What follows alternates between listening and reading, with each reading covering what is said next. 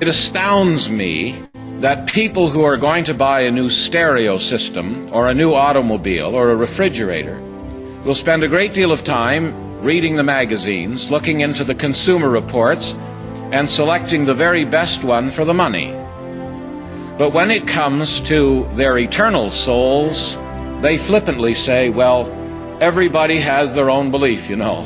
One day, a famous preacher in America, Harry Ironside, was preaching on the streets. A passerby interrupted him and said, "Excuse me, sir, how do you expect an ordinary man like me to figure out the right way? There are thousands of beliefs in the world."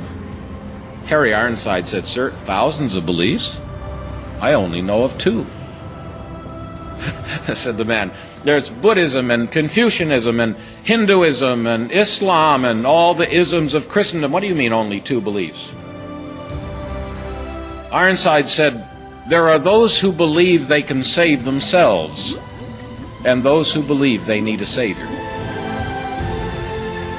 All of the religions of the world basically tell you there's something you need to do to save yourself. But the message of Christianity is unique in this, that it proclaims to men and women a Savior. There are many people who say, well, the Bible is just another holy book. They're all pretty much the same. Now, people who say that haven't done their homework. What God did for us so that we could authenticate the message of Jesus as he came into the world was, before ever he came, hundreds of years before he came, to paint a portrait in words that would exactly describe him when he did come. One prophet said that he was going to be betrayed, and you would assume that his betrayal would be done by his enemies. No, said another prophet, it would be his friend, his confidant. You would presume that if he was betrayed by the Jews, that he would be executed by stoning. That was the traditional form of execution by the Jews. You remember they did it with Stephen. They tried to do it with Paul. No, says another prophet, they will pierce his hands and his feet. In fact, the description of the crucifixion of the Lord Jesus, written about 1,000 years before it happened, describes his crucifixion more than 700 years before crucifixion was invented.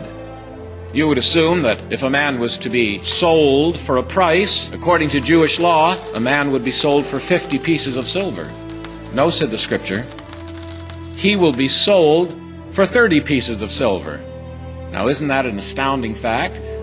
The very people who were trying to disprove his messiahship knew that Scripture. And all they had to do to disqualify him from being the Messiah was pay 31 pieces of silver, and he wouldn't have been the Messiah. And they paid 30 pieces of silver and sealed the amount of money in the public record. Where would the Messiah be born? Where would he come from? Matthew quotes, first of all, that Messiah would be born in Bethlehem, Judah. So said Micah chapter 5, verse 2, perhaps 750, 800 years before the Lord Jesus came, Messiah would be born in Bethlehem, Judah. You arrange the town you're born in. You try to arrange the family you're born to. I suggest it would be a bit tough to do. But you see, that's not the extent of it, because as I pointed out, it was those who did not want him to look like the Messiah who paid the 30 pieces of silver, and who authenticated his messiahship by that. I've given you fulfilled prophecies. There are over 300 of them. Now, my friend, you've got to do something with that. You can ignore it. But if you examine the Word of God, you will discover that unlike any other religion in the world, God has taken your brain seriously, and He has given you hard evidence to believe that Jesus has proven Himself to be the Messiah, the Son of God, and declared to be the Son of God with power by the resurrection from the dead.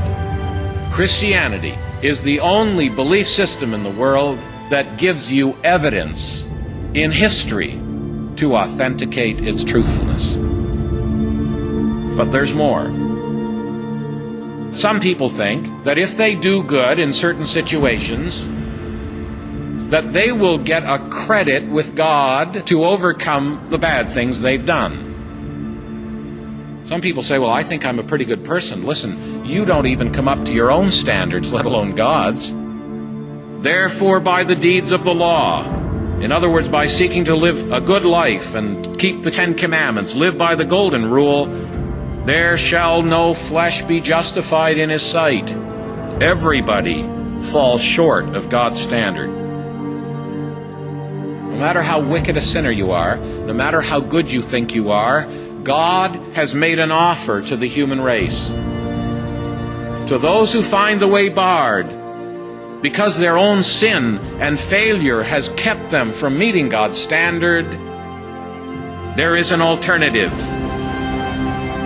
It is the righteousness of God, which is by faith of Jesus Christ, unto all and upon all those who believe, for all have sinned. Christianity is the only belief system in the world that lets you be honest with God about your sin. You ask someone who's trying to get to heaven by the good works, how are you doing? Oh, not bad. Oh, really? Not bad, huh? Oh, doing pretty good. Doing my best. Oh, you are? I've never met anybody who does their best, even by their own standards. God doesn't ask you to pretend you're okay. He wants you to be honest with Him. Now listen carefully. And you may not believe me at first, but it's true. Christianity is the only belief system in the world that offers a Savior. Islam doesn't offer a Savior. Islam says save yourself. It's a do-it-yourself religion. And all the religions of the world fall under the same category. You do it, and if you do it well enough, you'll get to heaven. And as long as you think you can save yourself, any religion will do. But when you find out you need a Savior, the list is very short. There's only one, and His name is Jesus. Now, save yourself is an absolutely ludicrous statement. If you're in a burning building and you're screaming out the window, help, save me, and I'm walking by and I say, save yourself. Listen, if you can save yourself, you don't need to be saved. You can't save yourself. When Christ died on the cross, He paid the debt you owed. And in exchange for your sin, taking your sin, He has offered you His rightness, His righteousness, as a gift, a free exchange. Salvation is not something you earn. Salvation is a gift. Every other religion ultimately says that when you stand before God, you're desperately hoping that He's going to fudge a bit to let you into heaven. There's no follower of any religion that says, when I stand before God someday, I'm going to say to Him, okay, God, here's your challenge. Put my life up on this side, put your law on that side, and I challenge you to find one thing wrong with my life. Is that what people are going to say? Oh, no. They're hoping against hope that somehow they're going to slip in, maybe in the top 0.5%, you know. Maybe they're going to get in if God won't be too careful at looking at their life. However can I expect to get into heaven? Oh, says God, here's what we'll do. I'll account your debt to my Son. He'll pay it in full. So God sets the standard. God hands over the bill, and then He pays it Himself. Examine the evidence. Not only the evidence in the Bible, the evidence in your own heart that you're a sinner and you need a Savior, and you can't save yourself. And then read what the Bible has to say about the Lord Jesus, the Savior of sinners. He came to save you. And if you will, as the Bible declares, be honest with God about your sin. That's what the Bible calls repentance. And receive the Lord Jesus as the Savior of sinners. Say, oh God, I don't know why you'd want me. I'm damaged goods. But you said that whoever came to you, you would in no wise cast out. Take me now, save me now. I give up. I'll accept the gift of God, eternal life through Jesus Christ our Lord. Amen.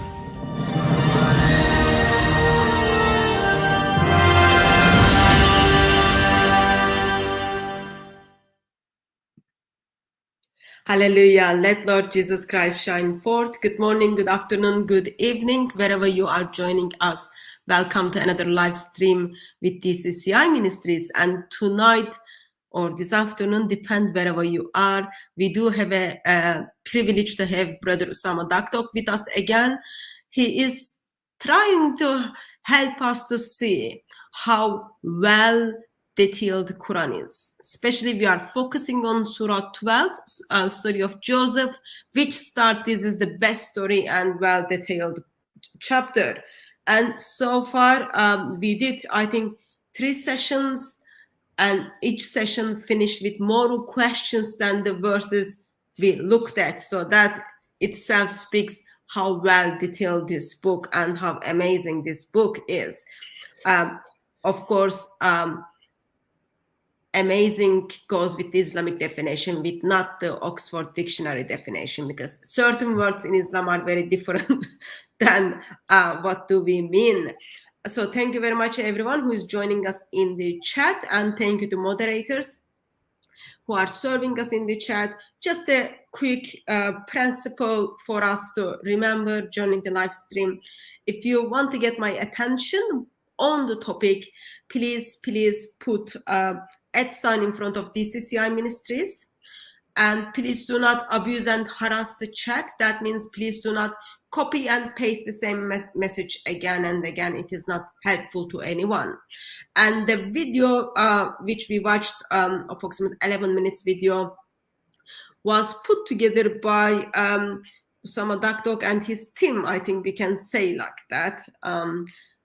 I noticed a couple of people. I don't have too much. Yeah, I don't have too much to do with it. It's all the team.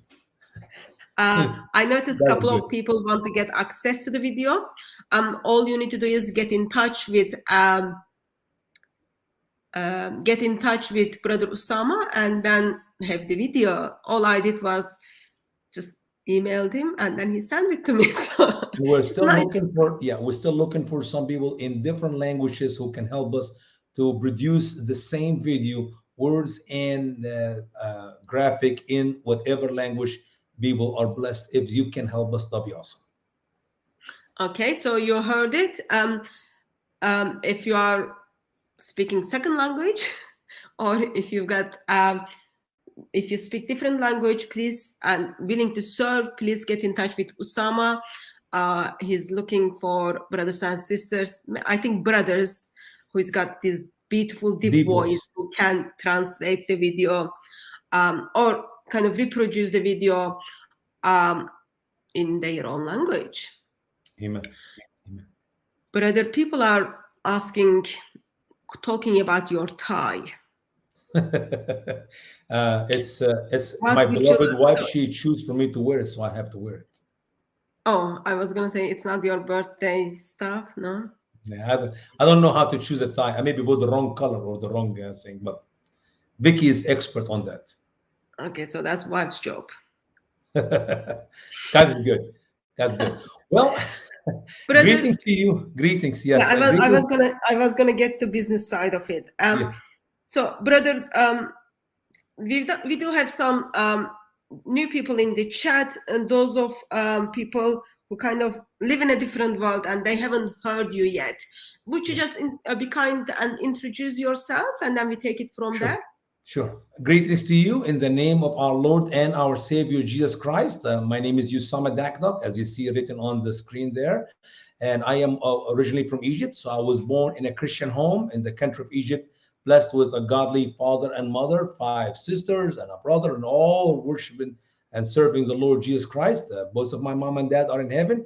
I've been in the United States now for 30 years plus. And I've been doing this ministry for the last 20 years, 1 year before September 11. So it's 21 years. And it is my heart desire to help our dear Muslim friends to examine, as we have heard in that video twice, examine the word of God and examine the evidence.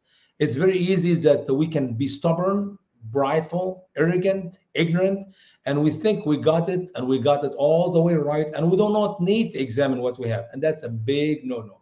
The more you do in life, the more you live in this world, the more you find out, boy, oh boy, I wish I have examined that old automobile or old car before I bought it, because the advice will come to you: take it to a mechanic, let a mechanic check it out before you buy it. Oh no, no, it looks good. Well, you buy the car, it looks good, but you never examine it, and you end with a vehicle with bad engine, bad transmission, or maybe even worse. So examine. If we examine the things of this world, which doesn't matter, how about examine our belief? How do you know you're on the right track? How do you know that you're following the true faith or the true belief? Examine. I love it because now we got a story in the Quran, which is, by the way, as Sister Hatun said, Quran chapter 12, verse 3 is the best of the stories. So I'm not going to even bother you and waste your time to examine 114 chapter in the Quran. Let's just examine one chapter, chapter 12. And we're going to examine it with what? With that which is written in the Bible, the original scripture. And I wish we have an hour every show before we start on our show, so I can tie a little bit some of our information about what the Quran says concerning what we're talking about. So we know for sure that the story of Joseph is the best of the Quran.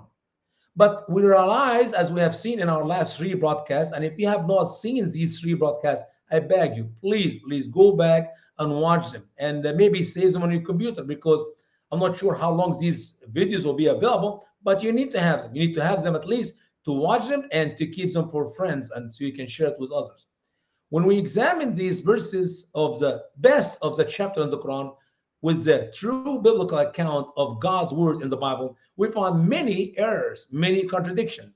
Now, when we examine the verses of the Quran with the rest of the verses of the Quran concerning the same point of view, we find not only the Quran contradicts the Bible, but the Quran contradicts the Quran, which does not make any sense. And all what you need is to find one error in the Quran, contradict other passages in the Quran, or contradicts the Bible, or contradict logic, as we have seen so far, and you literally have to put the Quran, Islam aside and follow the truth, which is in the Word of God.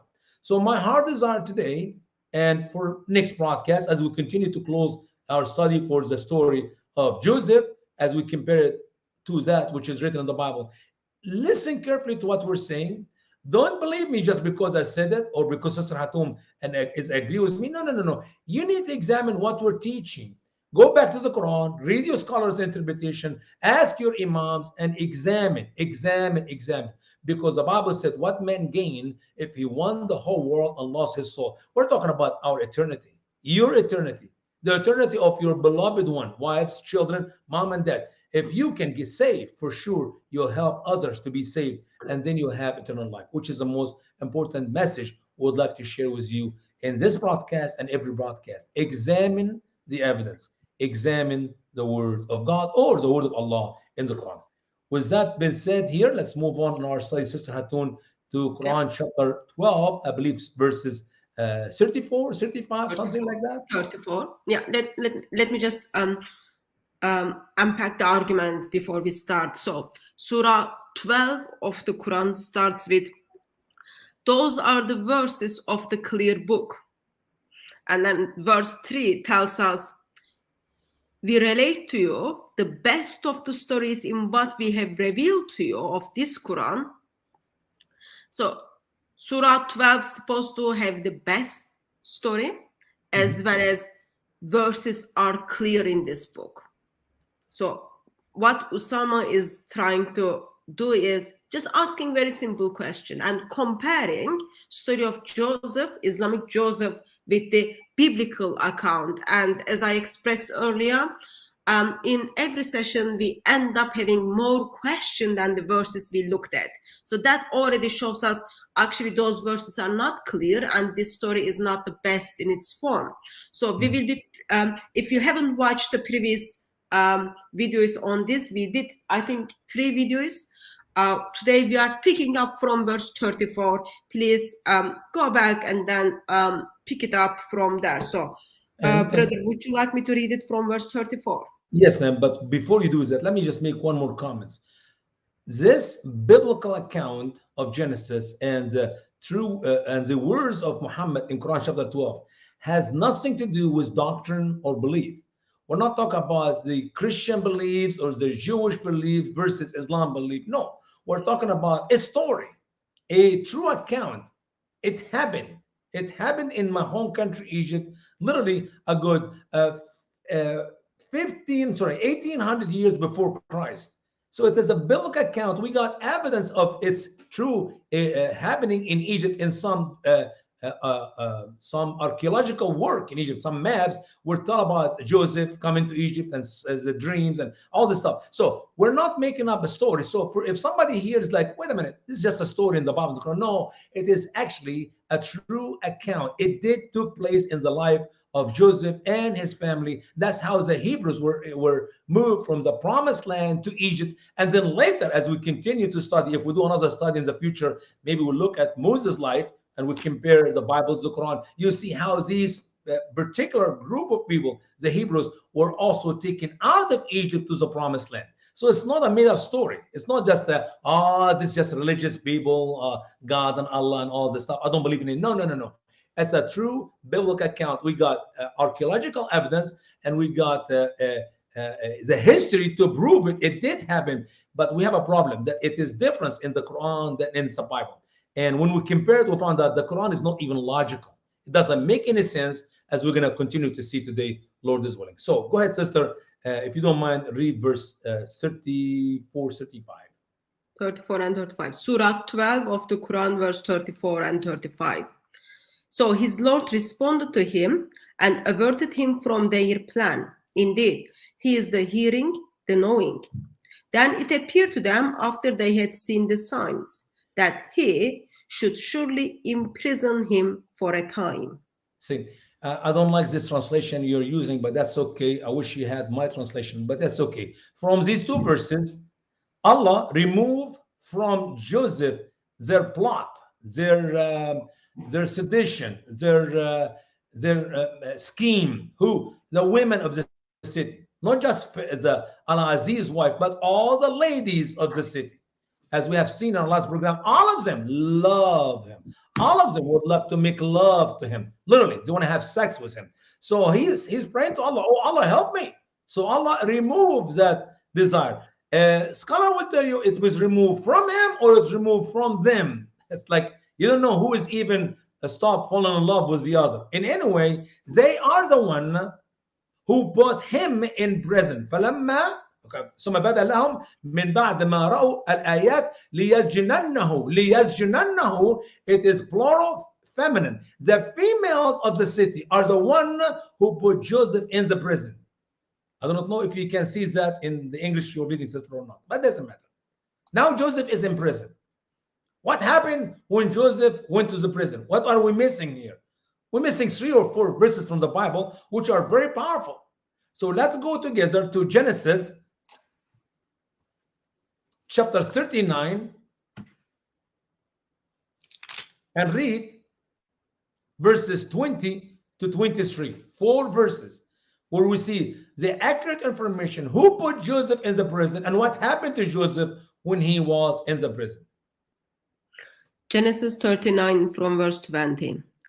Joseph's master took him and put him in prison, the place where the king's prisoners were confined. But while Joseph was there in the prison, the Lord was with him. He showed him kindness and granted him favor in the eyes of the prison warder. So the warder put Joseph in charge of all those held in the prison, and he was made responsible for all that was done there. The warder paid no attention to anything under Joseph's care, because the Lord was with Joseph and gave him success in whatever he did. Notice here, it was his master, not the ladies of the city, who put Joseph in the prison. As the Lord was with Joseph when he was living in the Potiphar's home, and he blessed him, and that's how his master put him in charge of everything. Everything. Now he is in the prison, and once again the Lord is blessing Joseph in prison, to the point that now he is in charge of all the prisoners who were in the prison. He was a prisoner, but he's in charge of them. Why? Because this is God's grace on him. This is God's blessing on him. And we do not know, obviously, how many years he was in his Potiphar's wife house. and we do not know how many years he was in prison. But we can tell from the account, from the biblical, it takes years. You don't go to prison as a prisoner and few months, here you are in charge. No, it takes years. Obviously, from the story of the Quran, time means nothing to Allah or Muhammad. They have no clue who is doing what and when. So you may assume when Joseph was taken from his father's home, he was roughly, as we talked, maybe 5, 6 years old, maybe actually younger than 5, but I'll go 5 or 6. Now Joseph was sold to slavery. We do not know who sold him. It doesn't matter really, because Allah does not care, and Muslims do not care about knowing the details of the story. But now he is in Pharaoh's, in the Potiphar's, which Muhammad called in the Quran Al-Aziz house. And somehow in the Quran, when you read, you may assume that the man who bought him would love to adopt him. No, he was not a little boy to be adopted. He was actually 17 years old. So Joseph, 17 years old, he lived in his master's house for some years until the Al-Aziz's wife in the Quran, or Potiphar's wife in the Bible, liked him, and she tried to seduce him. She tried to have sex with him, and he refuses. Now he is put in prison. We also may assume that he spent in the prison 5 or whatever number of years. What is missing in the Quran is how long he was in the prison, even though we do not know in the Bible, but we can assume many years. Somehow Muhammad cut it short. According to the Quran, he was a little boy, moved to his Aziz's wife's house. Somehow she fell in love with a little boy, and he was thrown into prison. And here we go. We're going to continue with the story in the Quran reading in chapter 12. But these are very important verses. He was not put in prison by the Potiphar's or Al-Aziz's wife. By the way, as the name Al-Aziz means nothing to any Egyptian. We do not have any person by the name Al-Aziz. That's not an Egyptian name. It's like going to Saudi Arabia and find one of the kings by the name John Smith. It will never happen. There is no John Smith in Saudi Arabia. Or you go to England and find one of the kings by the name Abdullah ibn Hussein Abdul Mukhtar. No, no, no. That's not a British name, you see. But that's okay. This is just few small errors. Now he's in prison. Now he's in charge in prison because the Lord was with him, and everything he touched, he was made to be prosperous and made to be good. It's like everything he touched turned to be gold. Now, let's go back to the Quran to learn verses 36 and so on. We keep on one verse at a time to see what happened to Joseph when he was in the prison. I hope everyone picked up those very small errors from the Quran. Verse 36. And entered into the prison with him 2 young men. One of them said... Whoa. 2 young what? Young men. Do you know what young man is in the Arabic language? So I went to ترجمة ومعاني باللغة العربية الإنجليزية. It's a dictionary we use, and it says فتى, a child, a young person. A young person, a child. That is فتى. If you read the Quran with the glasses of Islam, you could not see anything wrong with that. Excuse me. I did not know that prison for little boys. And as we continue to read what comes after that, it does not make any, this is stupidity. Literally, it is foolishness of Allah and Jibreel and Muhammad to make these 2 little boys, or maybe we can say teenager. Okay, I'm willing to go for teenager, 12, 13, 14 years old, early teenagers. Why? Go ahead, sister, read to me. Who are these 2 guys? One of them said, surely I saw myself pressing wine. And the other said, surely I saw myself carrying kubus above my head. The bird eat from it. Inform us of its interpretation. Surely we see that you are of the doers of the good. Imagine with me, we're in one verse of literally 111 verse of the best of the Quran. And the start was error. 2 young men, 2 boys, 11, 12 years old. One of them was squeeze wine. Excuse me, can you squeeze wine? I can. You can't. You squeeze grapes to make wine, but you don't squeeze liquid. You step on the grapes to make wines? Yeah, but he's not saying as squeeze grapes to make wine. He said as squeeze wine. I press wine. You don't press wine, sister. You press grapes or fruit from which you make wine. But that's just an error. Let's keep going. These 2 guys were, according to the Bible, the man who's in charge of the feeding and the man who's in charge of the giving the wine to Pharaoh. And I never heard of the history of my home country, Egypt, that Pharaoh will get two little boys, 12, 13 years old, to put them in charge of his food and his drink. You have to understand, this is not just a job for little boys to work. The life of my Pharaoh, my king, my God, literally at the time of Pharaoh, we worship our Pharaoh. It is on the hand of the man who gives him the bread and the man who gives him the drink. They are grown-up men, not little boys, 12, 14, 15, 20 years old. They have to be mature, trusted Egyptian, beloved ones to Pharaoh. So the story is wrong in the Quran because Muhammad did not know what he's talking about, simply because Jibreel did not know what he's talking about because Allah was wrong. Not little boys, not even youths. They have to be men. They can put the poison in the bread and the poison in the wine, and Pharaoh is dead. Pharaoh did not hire little boys to feed him and to give him the wine to drink. So now the amazing thing about the nonsensical of the Quran, sometimes Muhammad skips some important information, and because we don't have this information, you have no clue what's happening. I mean, they just saw this guy, Joseph, in the prison.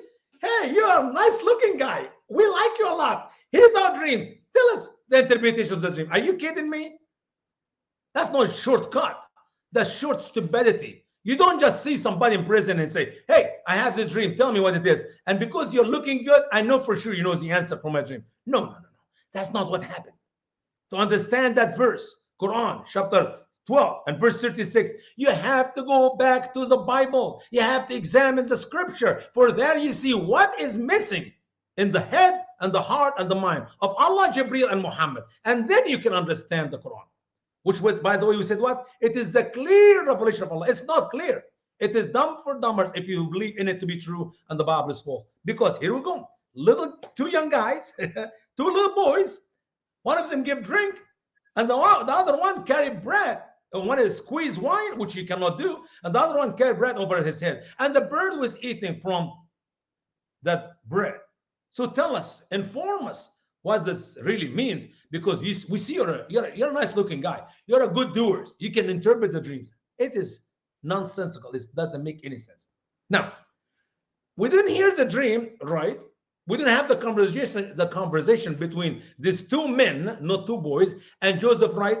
But somehow, because Muhammad cut it short, they cut it short. He added the Bible, and so if you read 5, 6 verses, you have it in one verse. Sure.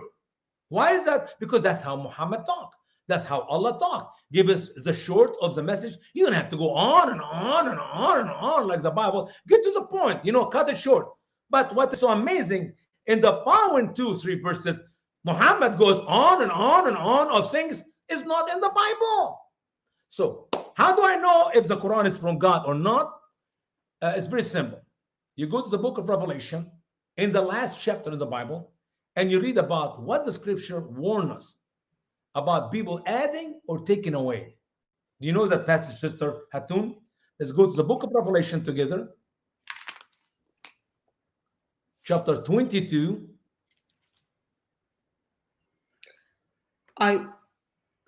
It's here. I warn everyone who hears the words of the prophecies of this book. Mm-hmm. If anyone adds anything to them, God will add to him the plagues described in this book.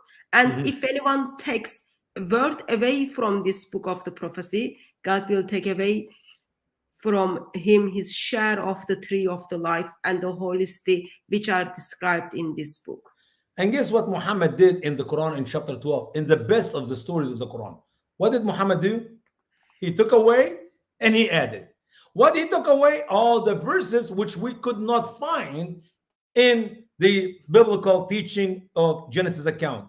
And what he had? The nonsensical, the comedy which we read today in the Quran. So let's read some of the extra verses which Muhammad loved to add in the Quran, because we want to make sure we don't miss this very important information. So go ahead, sister. I'll pick up from verse 37. 37. Yes, ma'am. He said, you will not be provided with food, but I will inform you of the interpretations before it will come to you. This is a part of that which my Lord has taught me. Surely I have left the religion of people who do not believe in Allah and in hereafter. They are infidels. Okay. What food have to do with anything? Are we talking about we need extra time to make sure we got the wisdom of Allah on Joseph to interpret the dream? Oh, you're not going to eat your lunch until I tell you the dream. Get to the answer. Give me the interpretation of my dream, Mr. Joseph. No. He's going to breach them. This is what I call extra information, which is literally waste of time and adding in a few verses of the Quran. So you're not going to get any food until I give you the interpretation. And that is from what Allah have taught me. Okay, good. He left bunch of believers. No, bunch of people do not believe. So he's telling us that his people were not believers. All of them? No. He's talking about the tribes. He's talking about his 11 brothers, or maybe we can say 10, or whatever number you want to come up with, because Muhammad did not tell us in the Quran exactly, but we know obviously he meant his brothers. In the following verse 38, Joseph is going to brag about Abraham and Isaac and Jacob. So who are the people whom he called infidels? None but his brothers. None but his brothers. Go ahead, read verse 38, sister. And I follow the religion of my fathers, Abraham and Isaac and Jacob.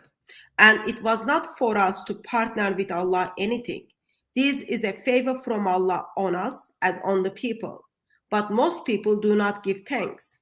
So once again, he's not talking about his father or his grandfather or his great-grandfather, Abraham, Isaac, and Jacob. He's talking about his brothers and how he describes them in verse 37. They are infidels. Okay, let's go to Quran chapter 2, and we're going to read a couple of verses there. And let's go to Quran chapter 3. We're going to read one verse there to see how Allah somewhere else in the Quran described the brothers of Joseph, or Joseph and his brothers. The word in the Arabic language is aspat. Aspat, it is the 12 tribes of Israel, the 12 sons of Israel, who just, by the way, is Jacob. In case some Muslims do not know who is Israel, Israel is Jacob, or Israel is a new name which Jacob received after the blessing of God. Let's go to Quran chapter 2 and verse 136.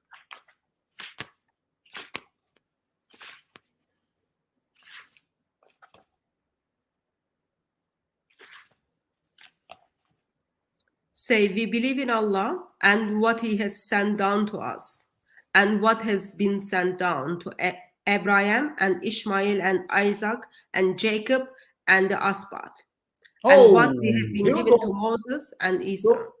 So Muslims are commanded in that verse, Quran chapter 2, verse 136, to believe in what Allah has sent on the Asbat, the tribes, whom his own brother Joseph here calls them infidels, and they are in the hereafter of the infidels. They did not believe in Allah here in this world, and in the hereafter they will be infidels.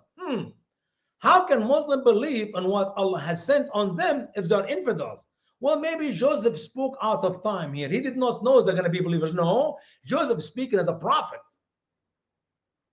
And he's speaking as a prophet in the word of Allah, the Quran, which, by the way, was written in the guarded board before the creation of the world. How about verse 140? Quran chapter 2 and verse 140. Or do you say, surely Abraham and Ishmael and Isaac and Jacob and the tribes were Jew or Christians? Say, do you know better or Allah? And who is the more unjust than he who hides the witness which he has formed, from Allah? Yeah, the simple message of that verse, Quran chapter 2, verse 140, is that when you say that these people were Jew, you're wrong. When you see the Christians are wrong, and we see that in other verses in the Quran, I'm not going to get to it today, as they said that on Abraham. Abraham was not a Jew, nor a Christian. And Jacob was not a Jew. Isaac was not a Jew or Christian. Ishmael was not a Jew or Christian. Why? Because they were Muslims. And if we ask Allah why, he said, well, Judaism came after Abraham. Therefore, there's no way Abraham can be a Jew.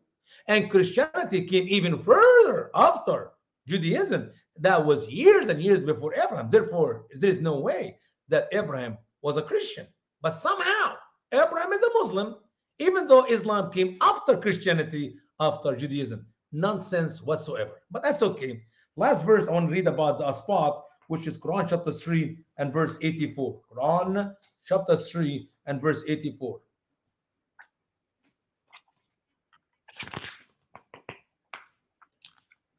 Say, we believe in Allah and in what He has sent down on us and what He has sent down on Abraham and Ishmael and Isaac and Jacob and the tribes. Good. And in what He has given to Moses and Isa.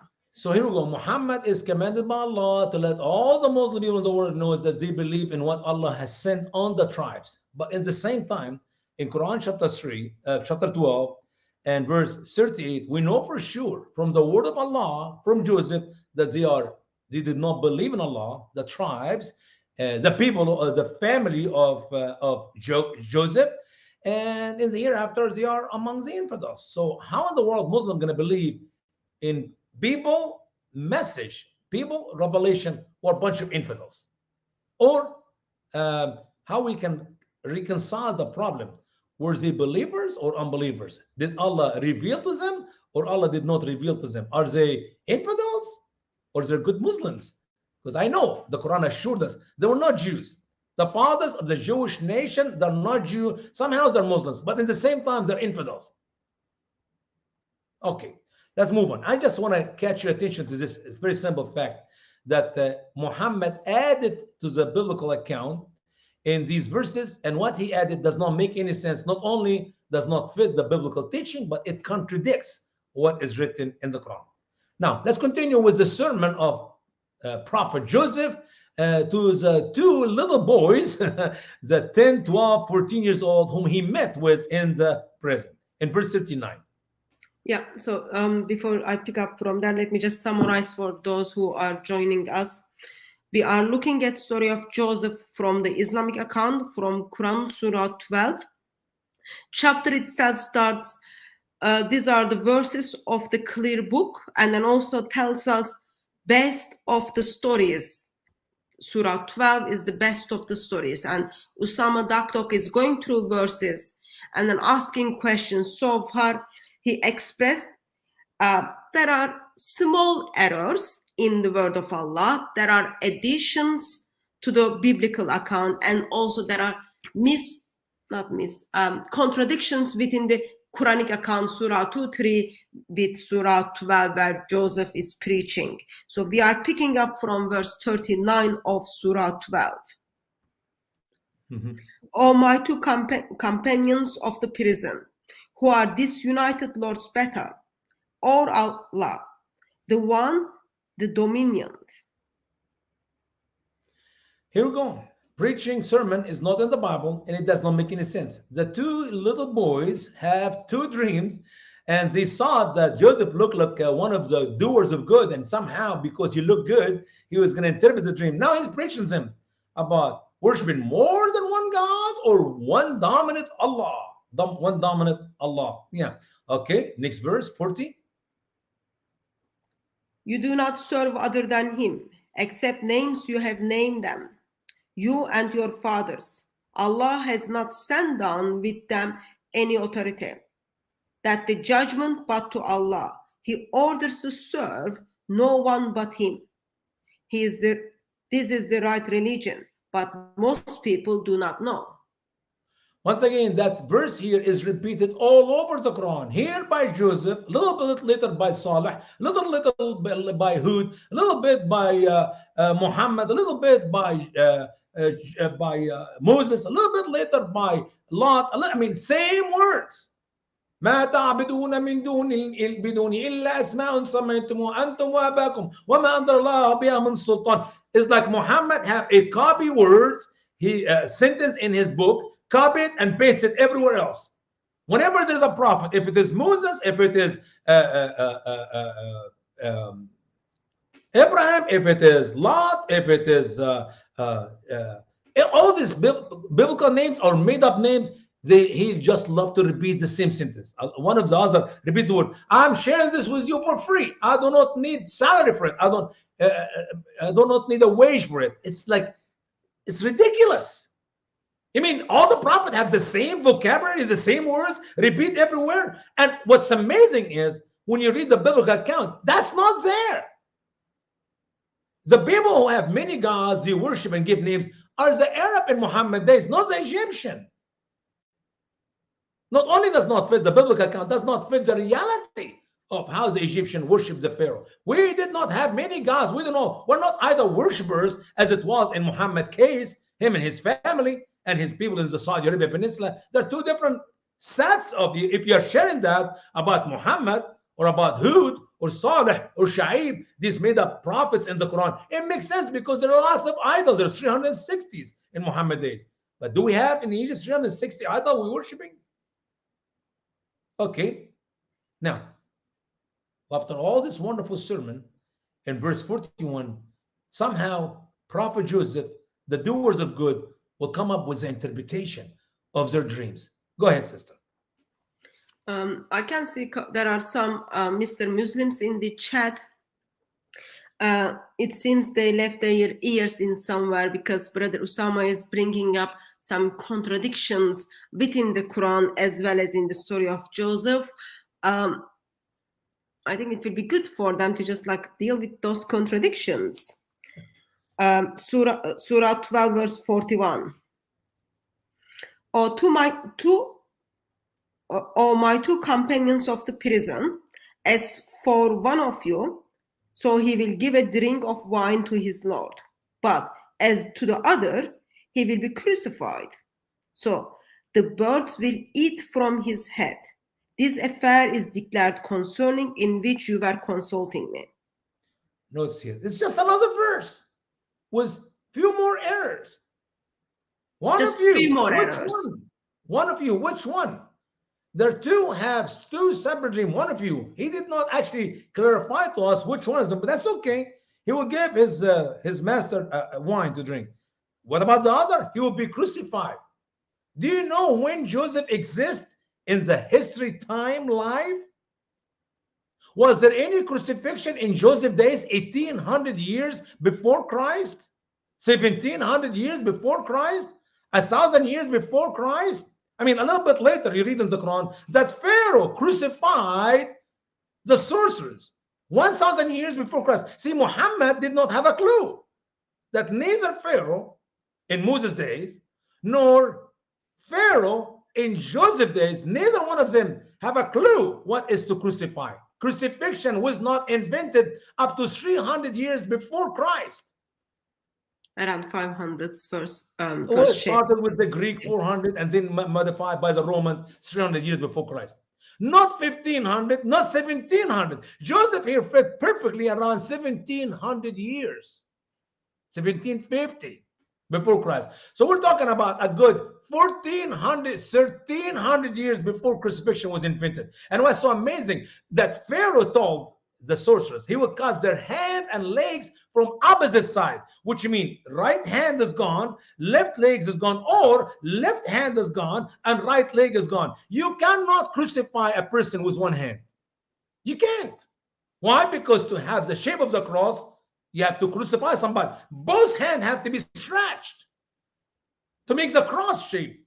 So somehow Muhammad did not know that. Or maybe his Allah or Jibril did not know that in Joseph's days there was no crucifixion. So one of you will give his master the glass of wine. Good, good. That's awesome. And the other one will be crucified. فَيُصْلَبْ, the Bible says يُعَلَّقْ.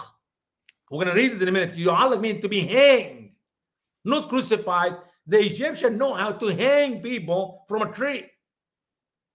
Not crucified. There was no crucifixion, period. I challenge any Muslim to show me any crucifixion took place any earlier days than 450 before Christ. It does not exist. It was invented by the Greeks. And it was modified by the Romans a little bit later, within 100 years or so, to make it more painful and more suffering to crucify somebody to die on the cross.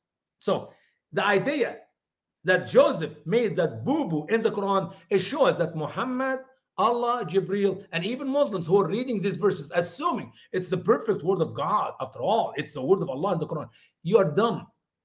Examine what I'm teaching you. Go online, do a search. When crucifixion was invented, was there any crucifixion in Egypt 1,000 years before Christ, 800 years before Christ, 600 years before Christ, 400 years before Christ? It will not even exist in Egypt 400 years before Christ. But here we go, the word of Allah in the Quran. And then in verse 42. And he said to the one whom he thought would be delivered, remember me to your Lord. So Satan caused him to forget the remembrance to his Lord. So he abided some years in prison. You know how much errors in one verse here, Sister Hatun? We just read a verse in 10 seconds. It's loaded with errors. I'm not First of sure. all, I'm not sure if the term error is good thing, Usama, because we are talking about the word of Allah. There shouldn't be any error in the word of Allah. I noticed you kind of verbalize as just a small error. I think that itself speaks, like not only Allah gets the history wrong, dates wrong, but also very small errors. Yeah, it's a very big small error. Yeah. Yeah, very big small error. Yeah. I know giant that Allah, small error. I know that Allah in the Quran, the God of Muhammad, is the God of perhaps. I know that for a fact. Maybe I don't know if I've done this with you before or not, but if not, we can do a program sometime about Allah is the God of perhaps, or Allah is the God who was. I mean, literally, Allah is the God who was. All over the Quran, can Allah, can Allah. They translate in English in Allah, but in Arabic, can Allah. Kana means was. That means Allah's changed. If Allah changed, He's no longer God. And Allah perhaps, that means He does not know. So here, and He said to the one whom He thought. You mean, are you trying to tell me that Joseph did not know that the one who's going to give a drink to the Pharaoh is really going to give a drink to Pharaoh? Maybe yes, maybe no. Joseph did not know. This is dumb. We're going to read the biblical account in a minute here to find out he did not thought. He knows for sure that he is going to be saved. He's going to be delivered. He's going to go back to the Pharaoh to give the glass of wine for Pharaoh to drink. And then who caused him to forget? The devil. Satan playing a role in the life of Joseph, as it is Satan play a role in the life of Muhammad. You see, Muhammad was caused to forget verses of the Quran. And who did that? Satan did it to him. Satan caused Muhammad to forget the verse of Allah in the Quran. So why not we put another verse like that concerning another prophet? His name is Joseph. So not only Muhammad forgot the verse of Allah by the power of Satan, even Joseph, look, here it is. Quran chapter 12, verse 42. Joseph forgot the gentleman whom he thought that he was saving. God is that man to forget Joseph. No. Joseph was kept in the prison by the will of God, not by the will of Satan. Period. Listen. One more mistake. So he stayed in prison bid'a sinin. When I looked for the word bid'a in the Arabic dictionary, I found out bid'a means for several years. Several years. Was Joseph stayed in the prison for several years, as we read in the Bible? Now, to make sure that we're not just talking from our head, let's go back to the Bible, Genesis chapter 40, and read what is missing in the verses of Allah, the perfect word of Allah, the complete perfect word of Allah in the Quran, to see what was missing and how in the world Muslim can understand it without reading the Genesis account. I know it's a beautiful verses, a long chapter. We're going to read every verse in it to come up to the true biblical account to what took place according to the words of Moses, written by the guidance of the Holy Spirit. Okay, so beginning from verse 1. Inspiration of the Spirit, yeah. Chapter 40, Genesis. Sometime later, the cupbearer and the baker of the king of the Egypt offended his master. Oh, because these are not little boys, Hatun. Excuse me. These are the man in charge of the cooking, the man in charge of the grapes, of the wine. They made the wine out of grapes, and he go all the way to the two top people in charge. Not little boys, not feta. Trust me. If they're feta, that means Pharaoh lost his mind. It never happened in the history of Egypt. Even when we have a young king, like in the case of King Tutankhamun, he was in his, he's a young kid. I don't know, he's 18, 19 years old when he became a king. Actually, he died when he was 19. That king, when he was serving as a king, the little king did not have teenagers to serve him. It was the top of the Egyptian important men. People were examined, people were tested, people were proven that they qualify to do the job, to feed the king and give him his drink. Even when we have little king, the people in charge of him are mature, grown-up men, not feta, not little boys. Why did he die so young? I think he was poisoned. I don't remember the history of Okay. Tutankhamun. I don't know how he died. He's Okay. was sick. Okay, that's I can't remember. Long okay. history. That's all. Anyway, So, verse 14, chapter 40, sorry. Sometime later, the cupbearer and the baker of the king of the Egypt offended their master, the king of Egypt. Pharaoh was angry with his two officials, the chief cupbearer and the chief baker, and put them in custody in the house of the captain of the guard, in the same notice this. prison where Joseph was confined. Notice that Joseph is already there. Joseph already is in a big, high position in the prison. He's in charge of the prisoners. I mean, I can imagine he's in charge. Make sure he gets their food, make sure he gets their drink, make sure they do their work. Okay? It is a great responsibility. The Lord blessed Joseph to put him in charge of in the prison. Okay? So now these two guys are going in the same prison where Joseph was. Verse 4. The captain of the guard assigned them to Joseph, and he attended to them. After they had been in custody for some time, each of the two men, the cupbearer and the baker of the king of the Egypt, who were being held in prison, had a dream the same night, and each dream had a meaning of its own.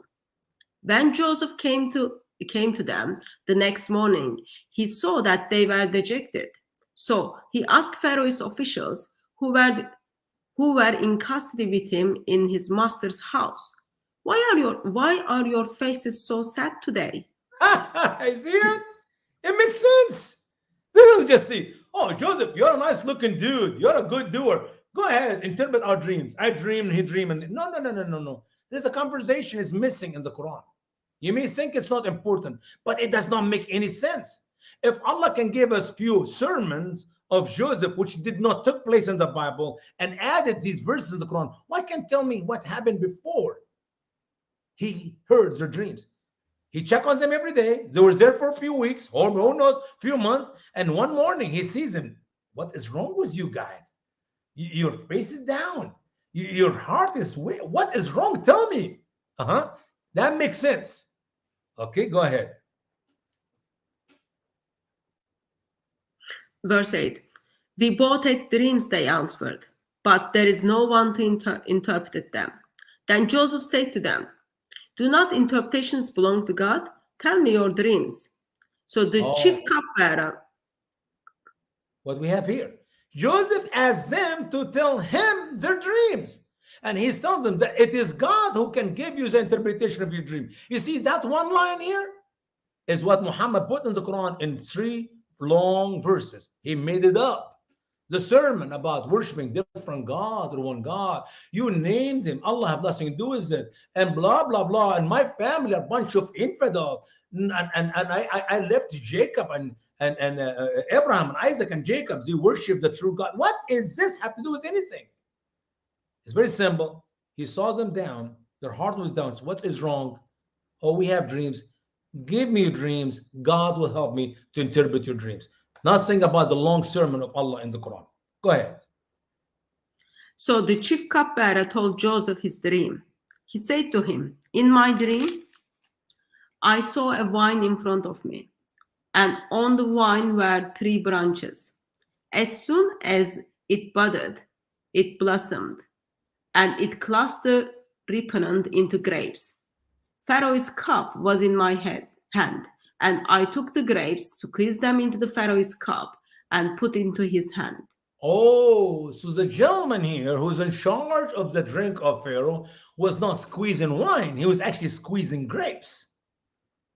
I made the wine for my Pharaoh and I gave it to him in his hand. It was in his cup. I am squeezing grapes, not wine. Allah did not know in the Quran that you don't squeeze wine.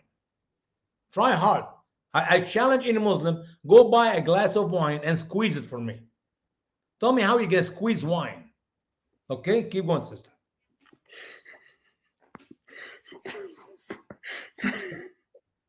It just doesn't make any sense. I'm sorry, you may be laughing, but it's not funny. You cannot squeeze liquid, okay? Go ahead.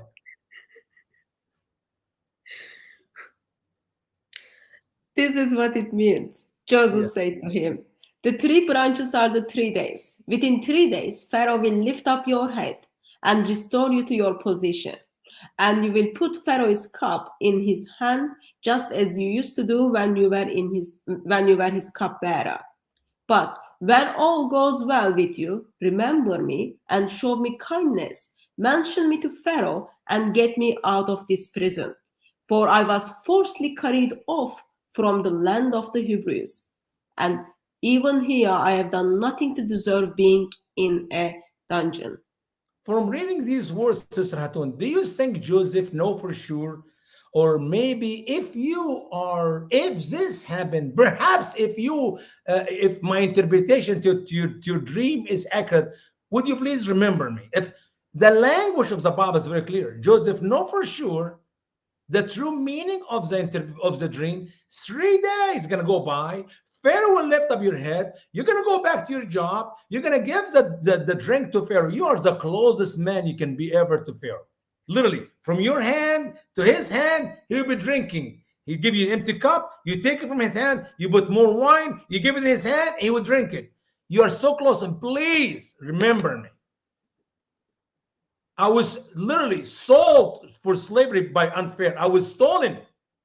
And I'm here in this prison. I did not do anything wrong. Please don't forget, remember me before Pharaoh. And then we read after that. And Satan caused him to forget him for some years, 7, 8, 9 years. No, that is the foolish words of Allah in the Quran. The small errors of Allah in the Quran. I want to be careful. Yeah, giant small errors. Yeah, small errors. Yeah, I understand. It's a small errors. It's 2 years become some years. And the grown-up man become a little boy to give Pharaoh the drink. It makes sense. Go ahead. Keep going. So now, you have to understand now. We stopped at that guy dream. And so far, Joseph knows nothing about the other guy dream. In the Quran, he heard both dreams one time, and he gives interpretation in one verse. And between them, I got four verses of sermon, which is not even biblical account. Go ahead. When the chief baker saw that Joseph had given the favorable interpretation, he said to Joseph, I too had a dream. On my head were 3 baskets of bread.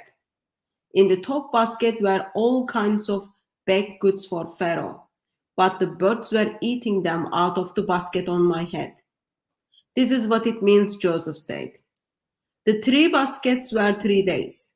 Within 3 days, Pharaoh will lift off your head and hang you on a tree, and the birds will eat away your flesh.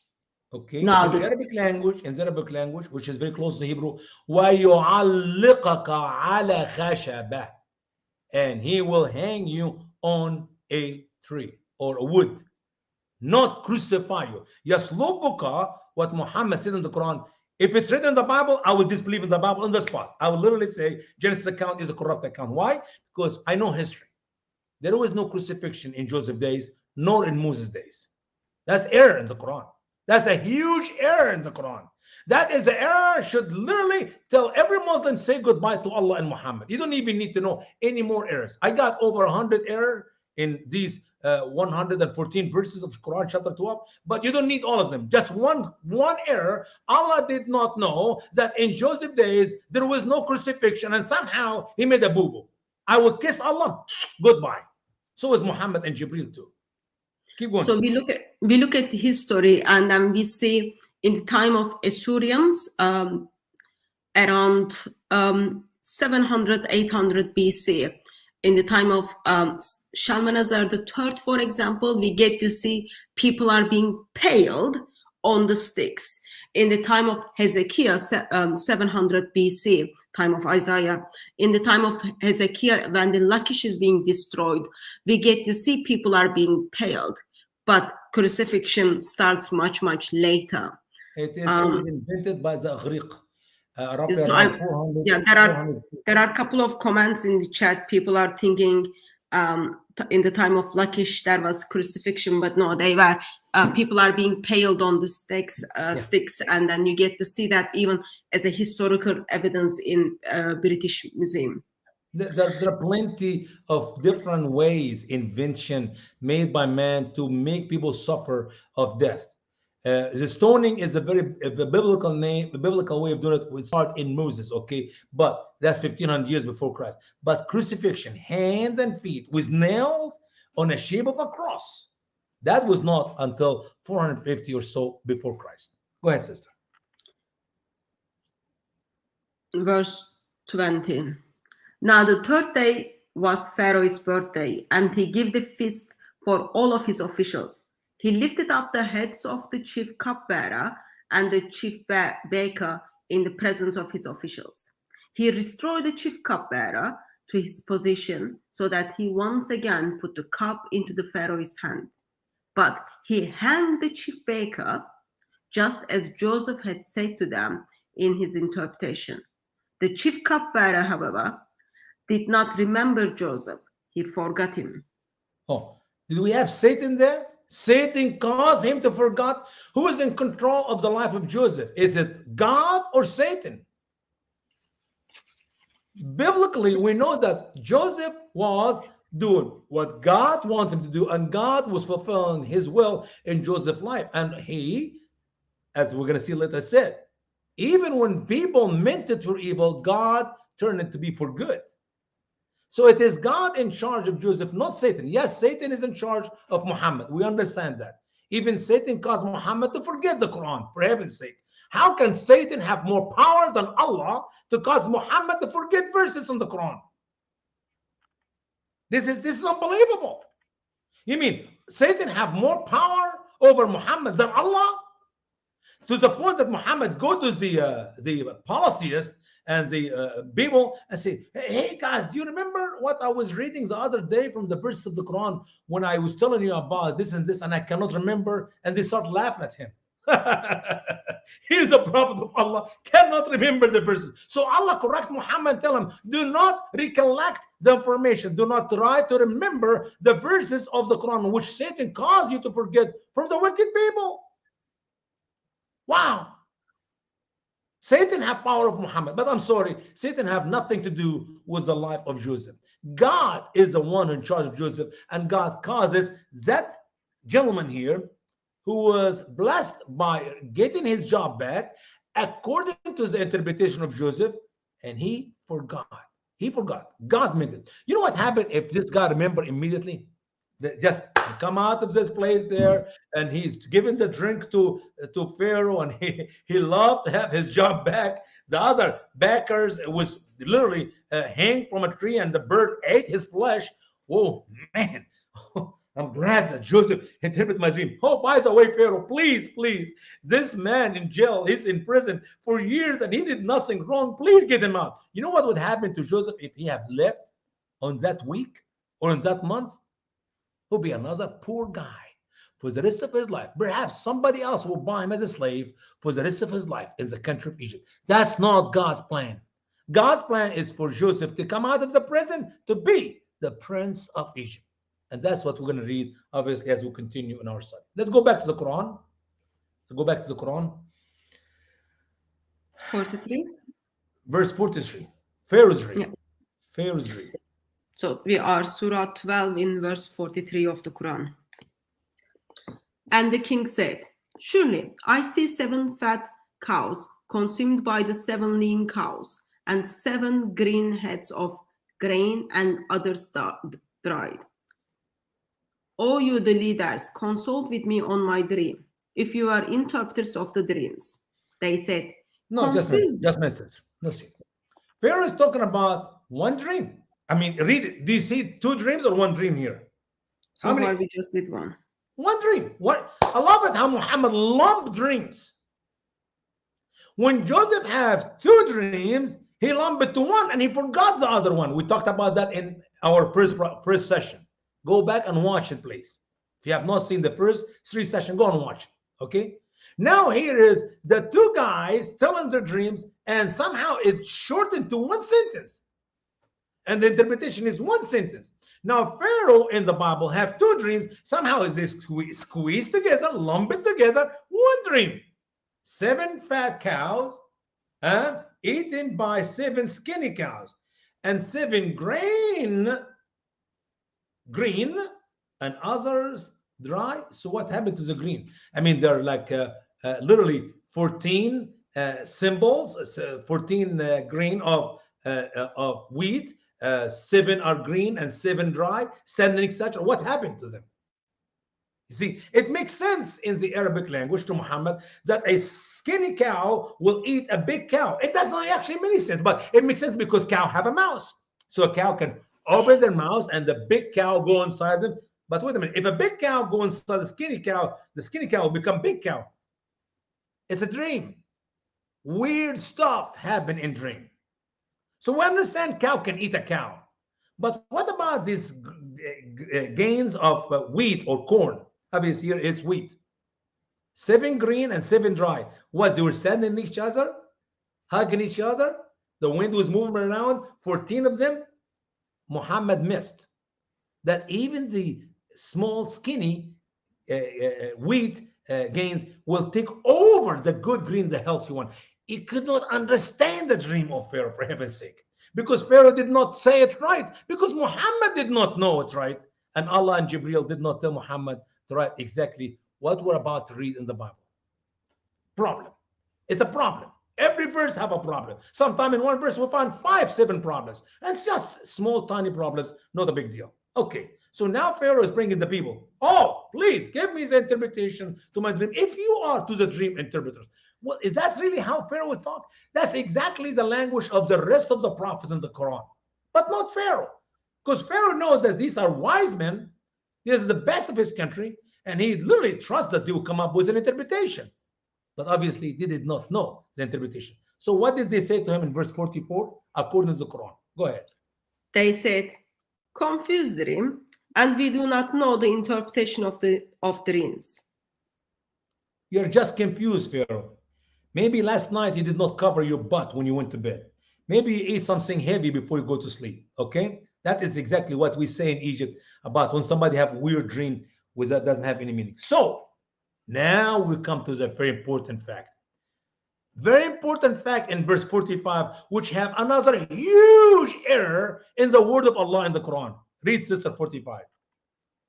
And the one who has delivered of them and remembered after a while said, I will inform you its interpretation, so send me.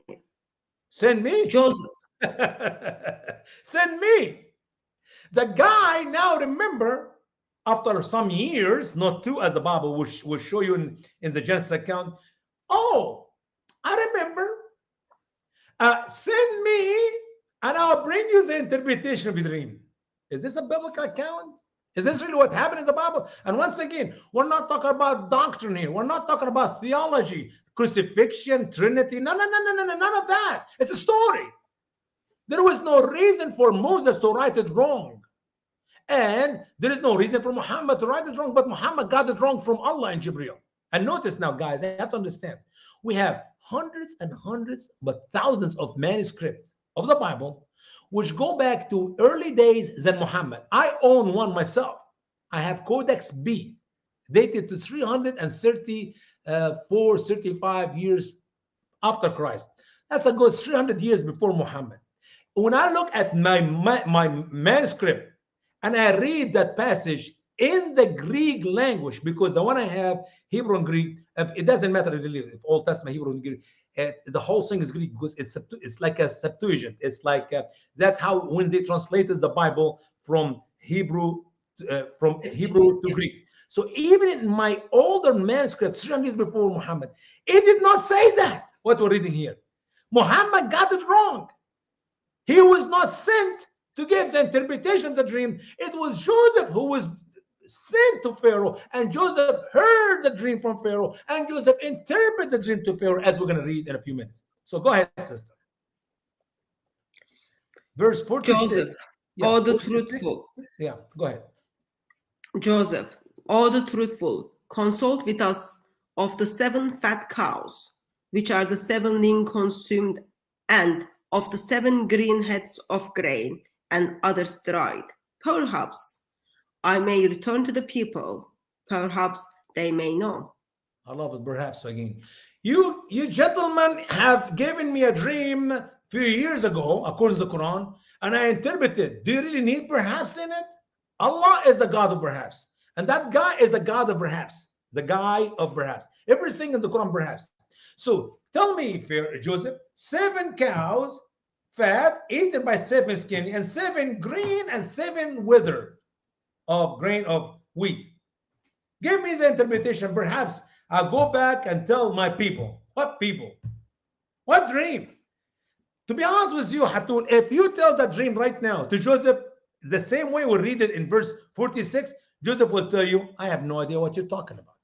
Why? Because the dream is not there. You're missing important information about the dreams. They're 2, not 1, and they're not written like that as we're going to read in Genesis account. Their details are missing.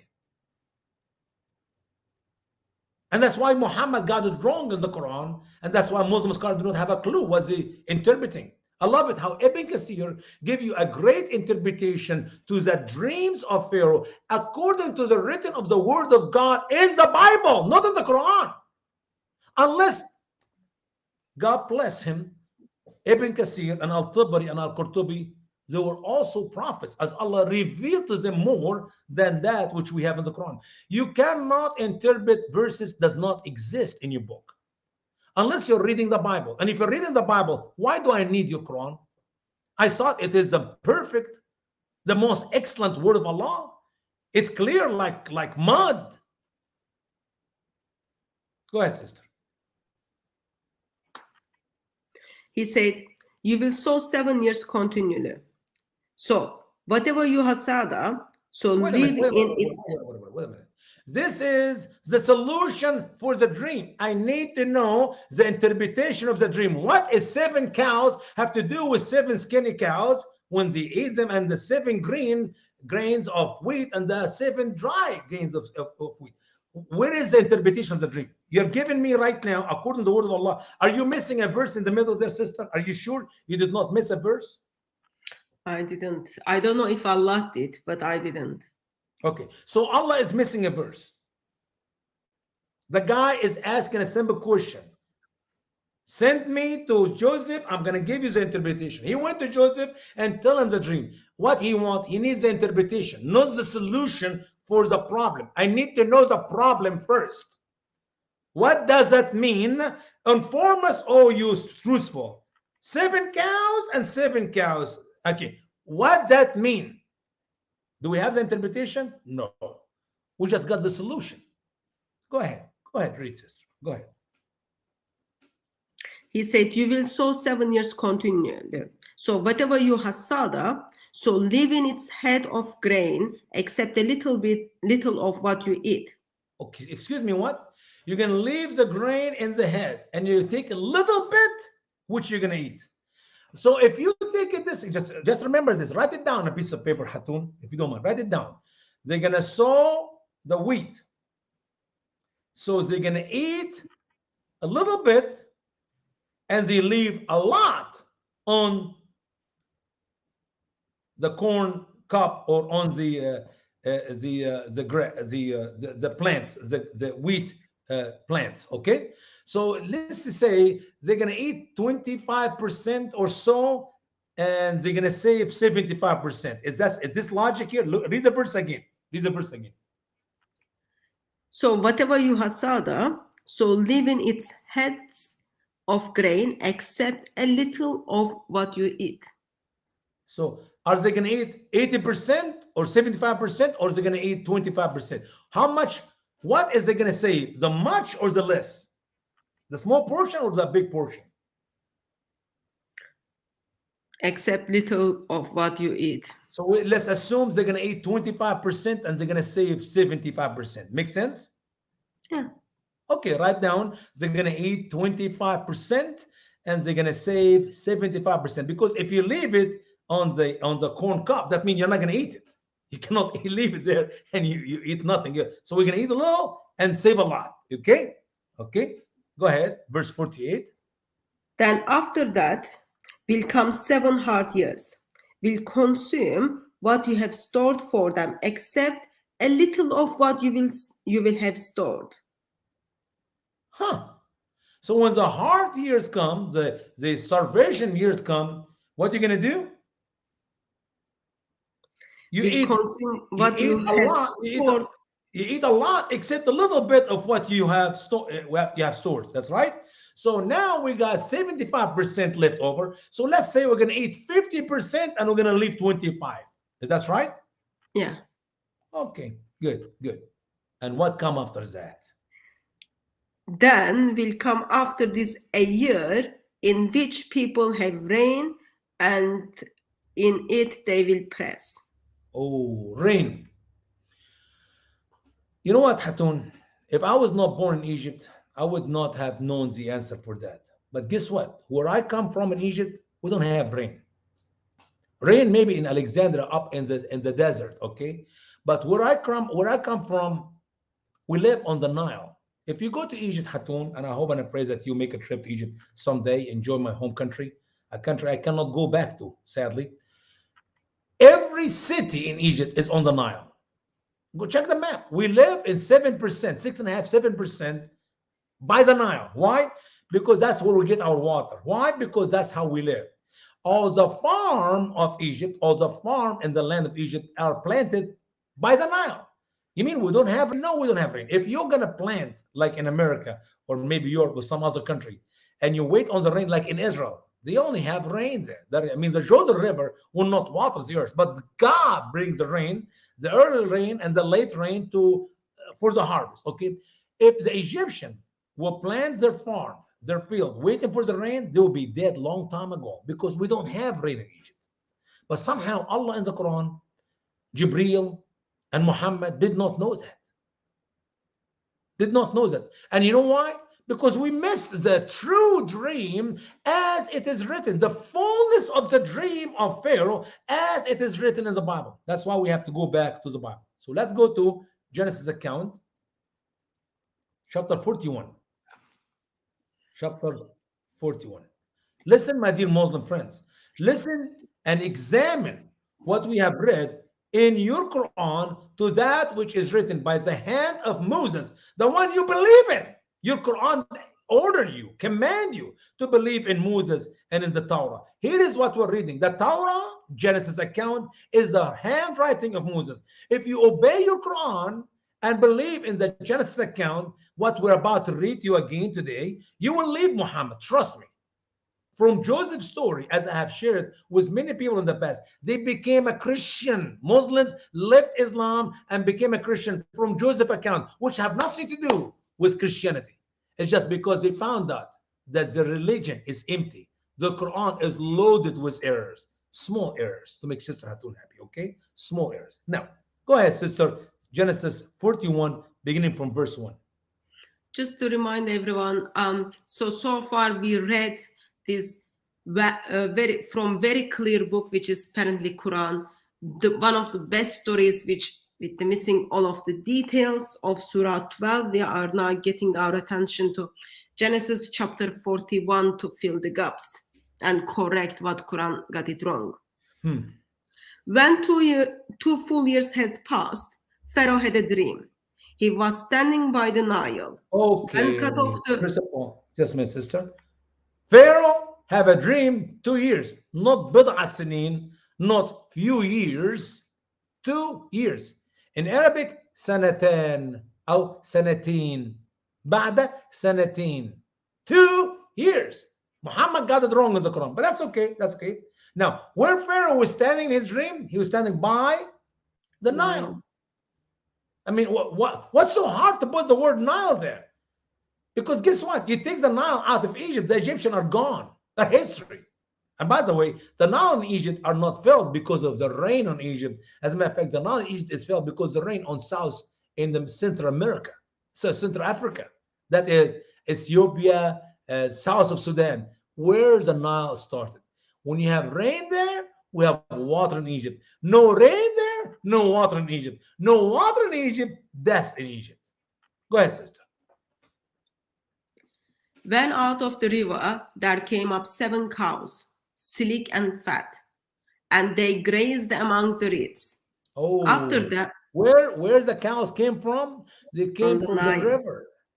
Where they're eating grass on the beach of the river, in the fit and the meadow. Okay, so you have to understand this is very important, because where life in Egypt come from, it comes from the river. It's not a cow. The story is not about a cow. It's about life in Egypt. It's about river bring water, and from the water river we have life. Go ahead, sister. After them 7 other cows, ugly and gaunt, came out of the Nile and stood beside those of the riverbank. And the cows were ugly and gaunt, ate up the 7 sleek fat cows. Then Pharaoh woke up. So here is the dream. That's the first dream. 7 heavy cows come out from the water, eating grass on the beach of the river. 7 skinny cows came out of the water. Now, what's mean? 7 skinny cows come out of the water. That means there's no goodness coming out. There's bad time. There is starvation. And the starvation brought these skinny cows, which devour the big fat cow. Now, Pharaoh wakes up and, whoa, what a weird dream. It's a very strange dream. It's a very ugly dream. It's like a nightmare. Skinny cow swallow the big fat cow, and you have still 7 skinny cows. Man, that's a scary dream. Okay, so obviously Pharaoh wake up, get some water, drink some water, and go back to sleep. Go ahead. He fell asleep again and had a second dream. 7 ears of corn, healthy and good, were growing in a single stalk. After them 7 other ears of corn sprouted, thin and scorched by the east wind. The thin ear of the corn swelled up at the 7 healthy full ears. Then the Pharaoh woke up. It had been a dream. That is a second nightmare dream for Pharaoh. Why? Because you're talking about these skinny ears of corn. This is not hard to insinuate it, and they actually swallowed, which Muhammad could not imagine. How can a plant swallow some skinny corn or skinny wheat swallow big fat corn with lots of seeds? And oh, it's a dream. As a matter of fact, some of my dreams are weird. I always dream I fly. I'm not kidding you. When I was in Egypt, I always dream I fly. So my body get lightweight and I go like this jump and I start flying and I'm moving in the air. But guess what? There was no Superman when I was in Egypt 40 years ago. They would not even make Superman in America. But when I grew up in Egypt, we don't have dreams. Don't have the cartoon Superman. So you see Superman flying, and because I saw Superman, I dream of no hallucination after watching a video. I never saw Superman until I was in Germany. That's 31 years ago, 32 years ago. Before, and I said to my wife at the time, I said, honey, you see the Superman flying? She said, yes. I said, that is what I used to dream. So dream sometimes does not make any sense. For a corn to eat a skinny corn to eat a bigger corn or swallow it, that does not make sense. That's why Muhammad never put in the Quran. He just says 7 green and 7 dry. What about them? Maybe he says 7 dry, shooks the 7 skinny and makes them stronger, makes them bigger. No. You understand the dream. The dream is not there. When you remove the Nile from the dream, when you mix the cow with the corn or the grains of corn, you will have no clue what's it. So if you have given the dream of Muhammad in the Quran to Joseph, for sure he will not have a clue what it is. It's like getting most important foundation of a story out of the story and ask somebody to explain it. Of course you can't. Okay, so here is the dreams. And Pharaoh wake up again from his dream. Now, was Pharaoh okay with it? Let's relax, get a cup of coffee, wake up his wife and all the guys. Hey guys, let's get together, have a invite my wise man to see if they have an interpretation. What does the Bible say in verse 8? In the morning, his mind was troubled. So he sent for all magicians and wise men of Egypt. Pharaoh told them his dreams, but no one could interpret them for him. Pharaoh was troubled. That's not an easy dream. That's a nightmare. And then he got all the wise people and he told them his dream. And guess what? Nobody have a meaning for it. Oh, now we get to the important portion about the guy in the Quran who said, send me. I will give you the answer. Send me. Okay, go ahead. Then the chief cupbearer said to Pharaoh, today I am reminded of my shortcomings. Pharaoh was once angry with his servants, and he imprisoned me and the chief baker in the house of the captain of the guard. Each of us had a dream same night, and each dream had a meaning of its own. Now, a young Hebrew was there with us, a servant of the captain of the guard. We told him our dreams, and he interpreted them for us, giving each man the interpretation of his dream. And things turned out exactly as he interpreted them to us. I was restored to my position, and the other man was hanged. Let's stop here for a minute, sister. Young man. I know in the Arabic language we say the word young man, English young man. It also can understood from the Hebrew language a servant. A servant who serves others is also have the same title. Because we know for sure that Joseph at the time was not a teenager, but he's actually in his 20s, roughly around 28. Why? Because later he's going to stand up before Pharaoh when he's 30 years old. Servant, the Hebrew text says. Because guess what he was doing in prison? Even though he was serving time in the prison, but he was serving all those who were in prison after. Obviously, the Lord has blessed him in the eye of the men who are in charge of the prison. Now, he told the wine, the guy who held the cup for wine for the Pharaoh, I made a mistake. I forgot to mention to you, no, Satan caused me to forget what happened. Remember, Master? Remember, Pharaoh? When you did this, and this happened, that guy who's a servant, Hebrew servant in the prison, he interpreted my dream. And exactly what he said, it happened. Here I am serving you, and the chief baker was hung from the tree, and he was, of course, was killed and eaten by the bird. Now, so what happened in verse 15? 14, I'm sorry. So Pharaoh sent for Joseph, and he was quickly brought from the dungeon. When he had shaved and changed his clothes, he came to Pharaoh. Pharaoh said, wait a minute.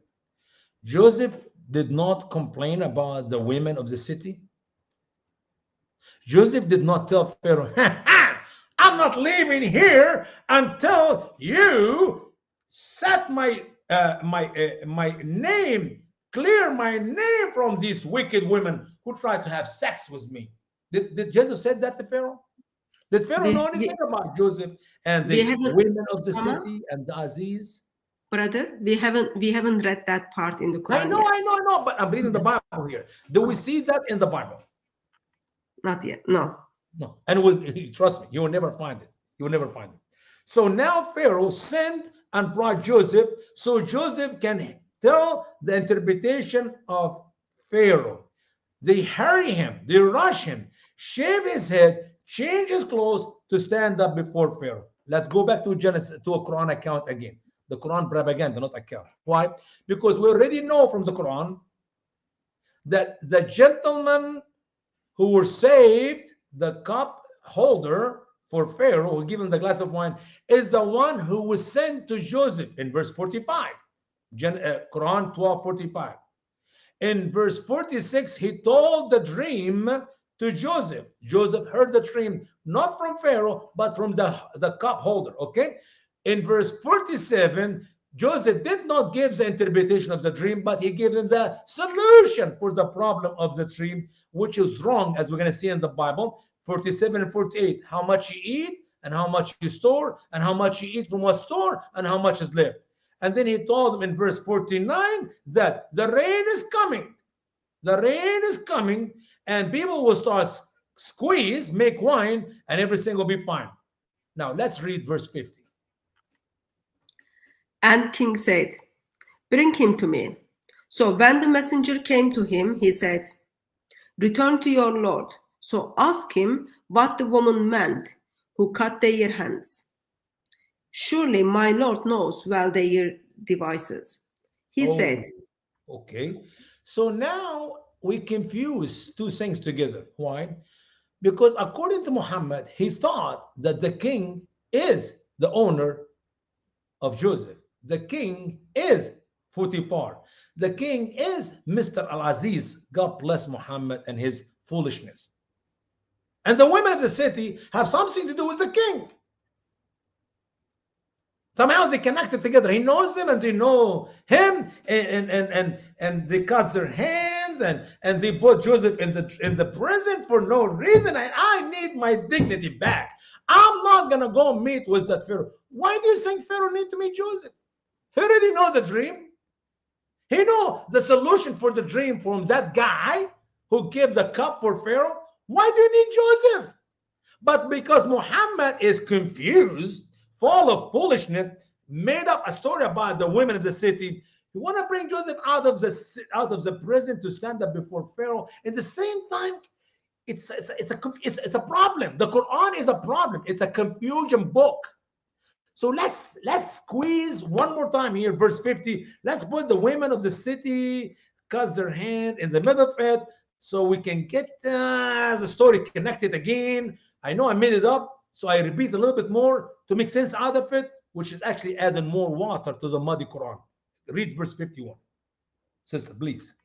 He said, what was your purpose when you sought to seduce Joseph? They said, Allah forbid.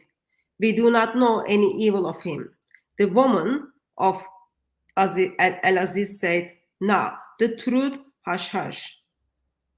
I sought to seduce him, and he is surely of the truthful. Wow. So now the Pharaoh picked up his phone, sent an email, text message. All the ladies of the city, come to the Pharaoh. We have a special meeting. Stupid for stupidity, dumb for dumbers, Quran for Muslims. We're going to have a meeting. We're going to discuss this matter because Joseph is upset. He will not leave the prison until we know for sure what happened between you and him. And like Pharaoh really needs Joseph. What do you need Joseph for? You already know the interpretation. Not the interpretation. The answer for the problem of the dream. It doesn't make any sense. But anyway, it was our fault. Oh, Pharaoh, we liked him so much. We want to have sex with him. But now, since the truth has been known, so it was Al-Aziz, your wife, Pharaoh, your wife, is the one she was really wanted him. But we already know that from the Quran. Go to part 2. She actually is, or part 3, I can't remember. She actually was discovered by her husband that she is the one who want to have sex with him, not her. Not him who want to have sex with her. That's why the shirt was caught in the back. She was pulling him towards her to have sex with him or to kiss him. That's why the shirt was cut in the back. So Al-Aziz, the Pharaoh, already know the truth. But Muhammad made up a whole dumb. There's no truth in it whatsoever. There's no women who desire to have sex with Joseph. Only the Potiphar's wife. Potiphar is one of the people who work under Pharaoh. It's not Pharaoh. Trust me. We don't have no Aziz in Egypt. I mean, that Aziz alone, you can kiss Allah, Muhammad, and the Quran goodbye, because no Aziz in Egypt.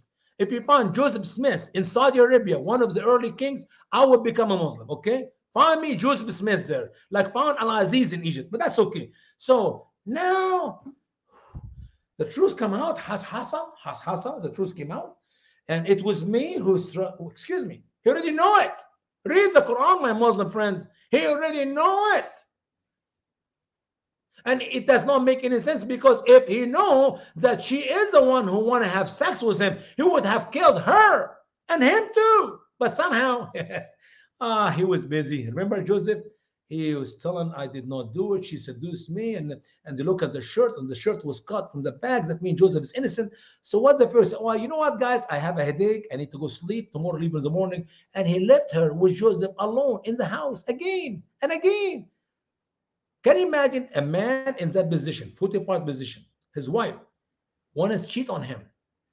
And he knows that she want to cheat on him, and he leave her with this young looking stud in the house by themselves, even though he knows that his wife want to cheat on him. And she invite all the women, and it is stupidity. The Quran is dumb for dumbers. Stop being dumb Muslims. Read the Quran, investigate the Quran, read the Bible, compare the Quran to the Bible, and leave Muhammad and become a Christian. This is my heart desire. Don't get mad at me. Get mad at Allah and Jibreel and Muhammad. Get mad at the cult you believe in. I'm here to expose to you the falsehood of the Quran in the best of the Quran. So now in verse 52, what she said? That he might know that I have not cheated him in secret. And surely Allah does not guide the deceive device of the betrayers. She did not cheat him in secret?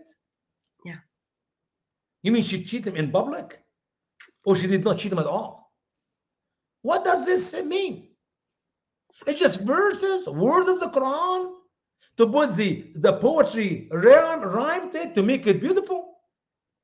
وإنه لمن الصادقين ذلك ليعلم أني لم أخنه بالغيب وإن الله لا يهدي كيد الخائنين وما أبرأ نفسي إن النفس لأمارة بالسوء إلا ما رحم ربي إن ربي غفور رحيم. Poetry, stupid poetry, no truth in it. So صادقين, خائنين, Rahim, Amin, the beautiful ending of these verses makes the Quran so beautiful. But what is the message of the Quran but foolishness? Nonsense. Verse 53, sister.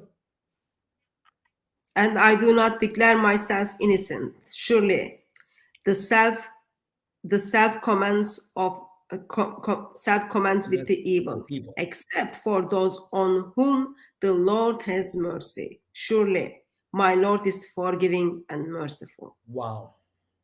By the way, when you read Muslim scholars' interpretation, they do not know who said that. Was it Joseph or was it the Al-Aziz's wife? It's just ridiculous. You read verses in the Quran, you don't know who said it. Was it Pharaoh said it to Moses or Moses said it to Pharaoh? Muslim scholars disagree. It could be either one. It could be actually a third guy in the house. Some little boy or something. So who said that statement? We do not know. And I challenge Muslims to tell me, was this said by Joseph or said by the woman? Because previously in verse 52, the woman was speaking. Oh no, actually 52 is Joseph speaking. Why? Because we do not know. It is poetry. There's no, he said, she said, and sometimes the person speaking move on, keep talking, and you have no idea who's talking.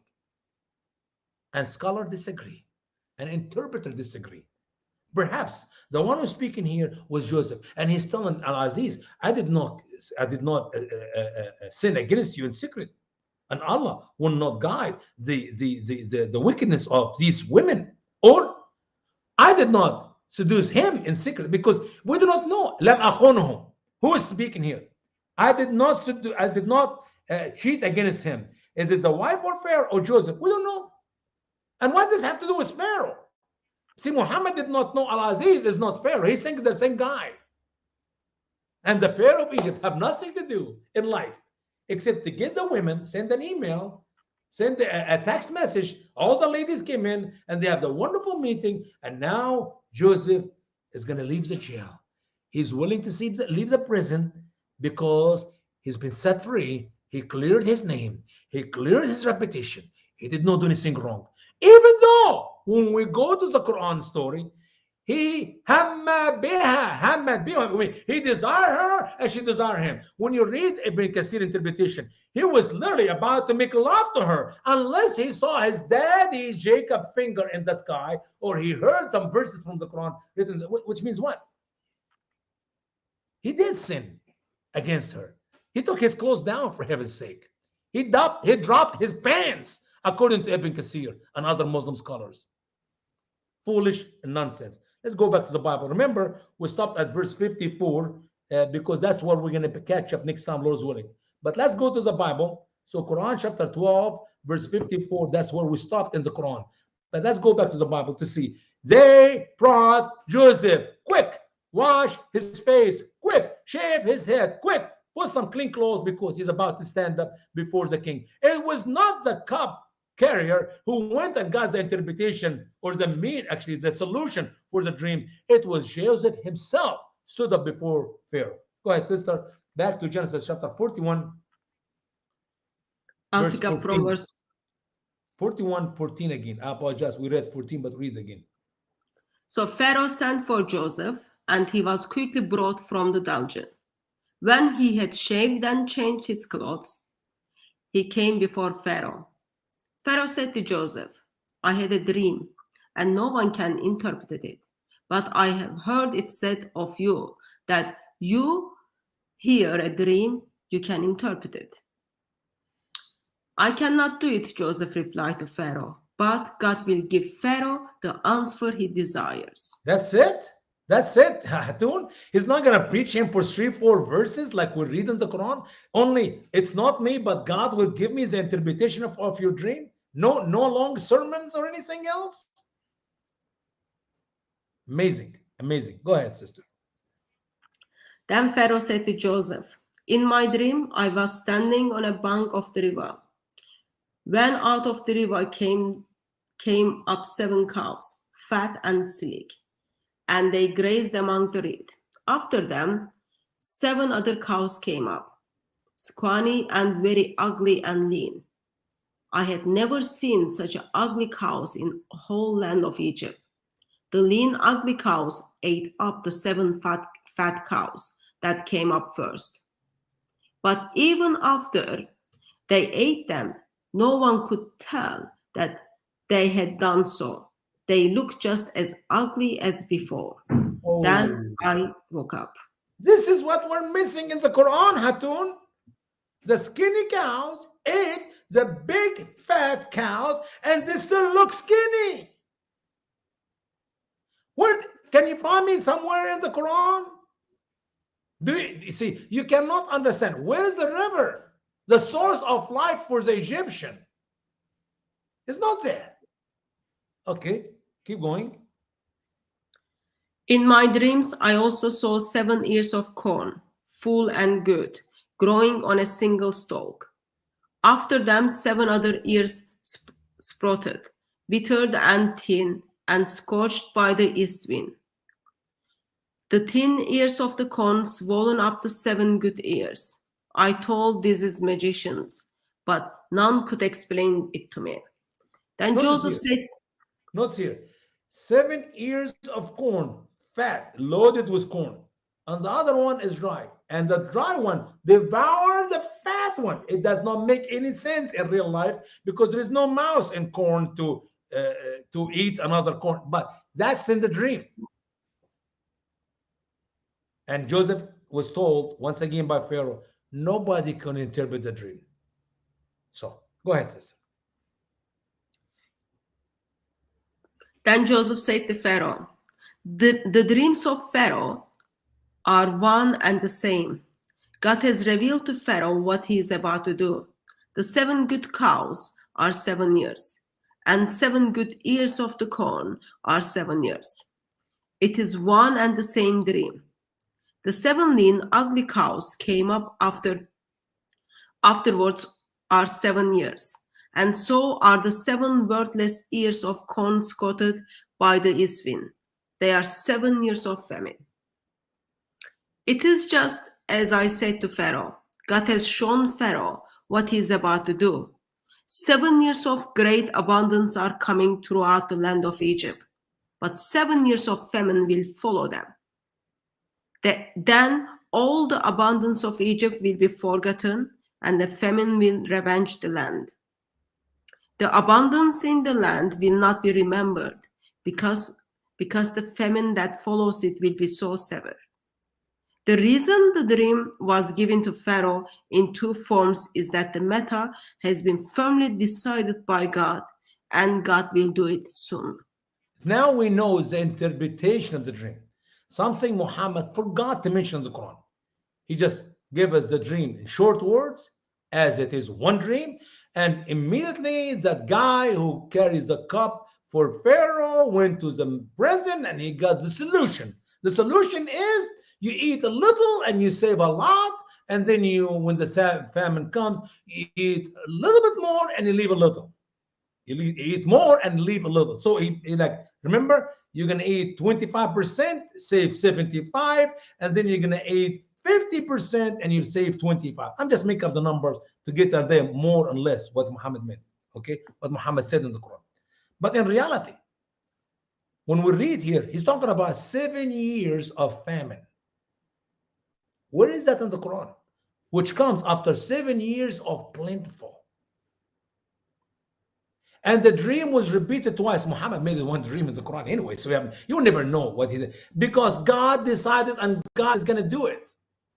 It is over. It is decreed by God. Whenever the Bible repeats, when Jesus said, truly, truly, I say to you, you know what it means?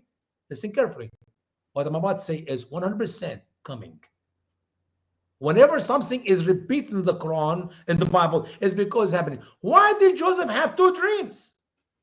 Why Joseph just did not have one dream as Allah mentions in the Quran? It's because God is telling Joseph, as Jacob figured out, even as we read the scripture, this is coming.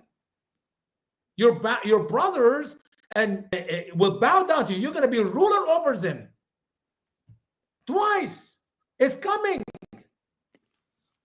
It's not just a suggestion or it's a guess.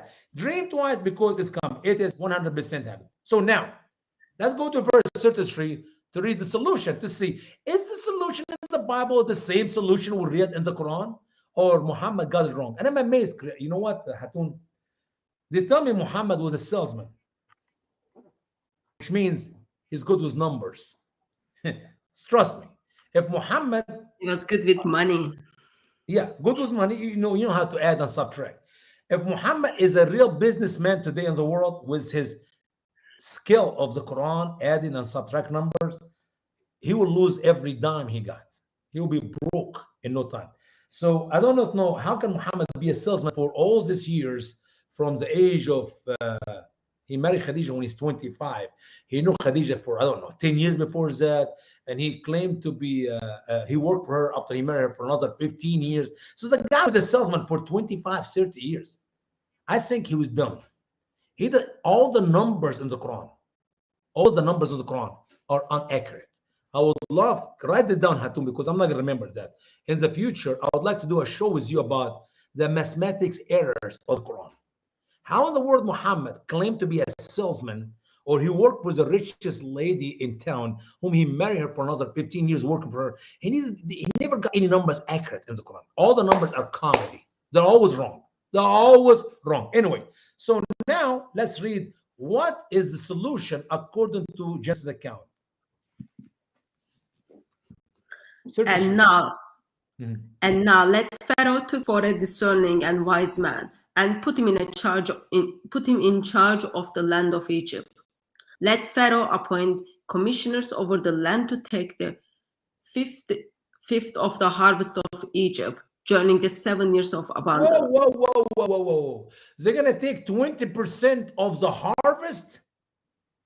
I saw the Quran said they will eat 20% of the harvest and keep that big number. Little what you eat and a lot of what you keep. Is that not what you wrote by your own handwriting? Hatun, did you remember writing it down?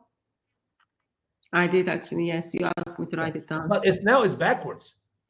They're only going to collect 20% of the plentiful, not 80%, not 75%, not even 50%. And let's say 50-50, eat half and save half. No, they're only going to save 20%. Hatun, keep going. They should collect all the food of these good years that are coming and store up in the grain under the authority of Pharaoh, to be kept in the cities for food. This food should be held in reserve for the country, to be used during the 7 years of famine that will come upon Egypt, so that the country may not be ruined by famine. Sure. Did we read there anywhere in these verses, Hatun, that Joseph is talking about himself? He said, "Put me in charge, Pharaoh. Pharaoh, listen, Pharaoh. I'm the smart one. I'm a wise guy. Put me in charge and let me do that. Okay, let me do that." Is this what Joseph said here, or Joseph was talking about to Pharaoh? Look, search in the earth, find a wise man. Read verse 33 again, Hatun. 33 again, if you don't mind. And now let Pharaoh look for a discerning and wise man and put him in charge of the land of Egypt. He did Let not mention Pharaoh himself. appointed commissioners over the land. Yeah. So Joseph was not talking about himself, did he? No. No, he's talking about find in your country a wise man who will do this. Here is the solution, but I'm giving you advice, I'm giving you encouragement. Mr. Pharaoh, find wise men in Egypt to do that. Okay, go ahead to verse 37. The plan seemed good to Pharaoh and all his officials. So Pharaoh asked them, "Can we find anyone like this man? One in whom the Spirit of God." The Pharaoh said to Joseph, "Since God has made all this known to you, there is no one so discerning and wise as you. You shall be in charge of my palace, and all my people are submit to your orders. Only with respect to the throne will I be greater than you." So it is not Joseph who offered his service to Pharaoh, but it was Pharaoh and his servants who offered the job to Joseph. Why? Because they found God's wisdom in him. Because he is the one who figured out not only the interpretation of the dream, but the solution for the problems which Egyptians will face for long 7 years. And what he wants them to do is simply save 20% of the corn, of the wheat, for the long 7 hard years. And we found out later 20% was so much because the harvest was beyond your imagination. At the beginning, Joseph was counting how much he had in every one of these places saving, and then he dropped the count. He said, "There's no reason to write it down. We got 20%, enough for more than the 7 years of famine." Not like Muhammad put it in the Quran wrong. So what happened next? So Pharaoh said to Joseph, "I hereby put you in charge of the whole land of Egypt." Then Pharaoh took his signet ring from his finger and put it on Joseph's finger. He dressed him in robes of fine linen and put a gold chain around his neck. He had him ride in chariots as his second in command, and men shouted before him, "Make way." Thus he put him in charge of the whole land of Egypt. Then Pharaoh said to Joseph, "I am Pharaoh, but without your word, no one will lift hand or foot in all Egypt." Pharaoh gave Joseph the name of Sephanat Paneah and give him Safanat Fahniya. Safanat Fahniya. Fahniya. Very Egyptian, strong Egyptian name. Not another Muslim Arab name. Okay, go ahead. okay, and give him Asanat, the daughter of Futi Farah Asnat. priest Her of name is On, Asnat. to be his wife. And Joseph went throughout the land of Egypt. Joseph was 30 years old when he entered the service of Pharaoh, king of Egypt. And Joseph went out from Pharaoh's presence and traveled throughout Egypt. During the 7 years of abundance, the land produced plentiful.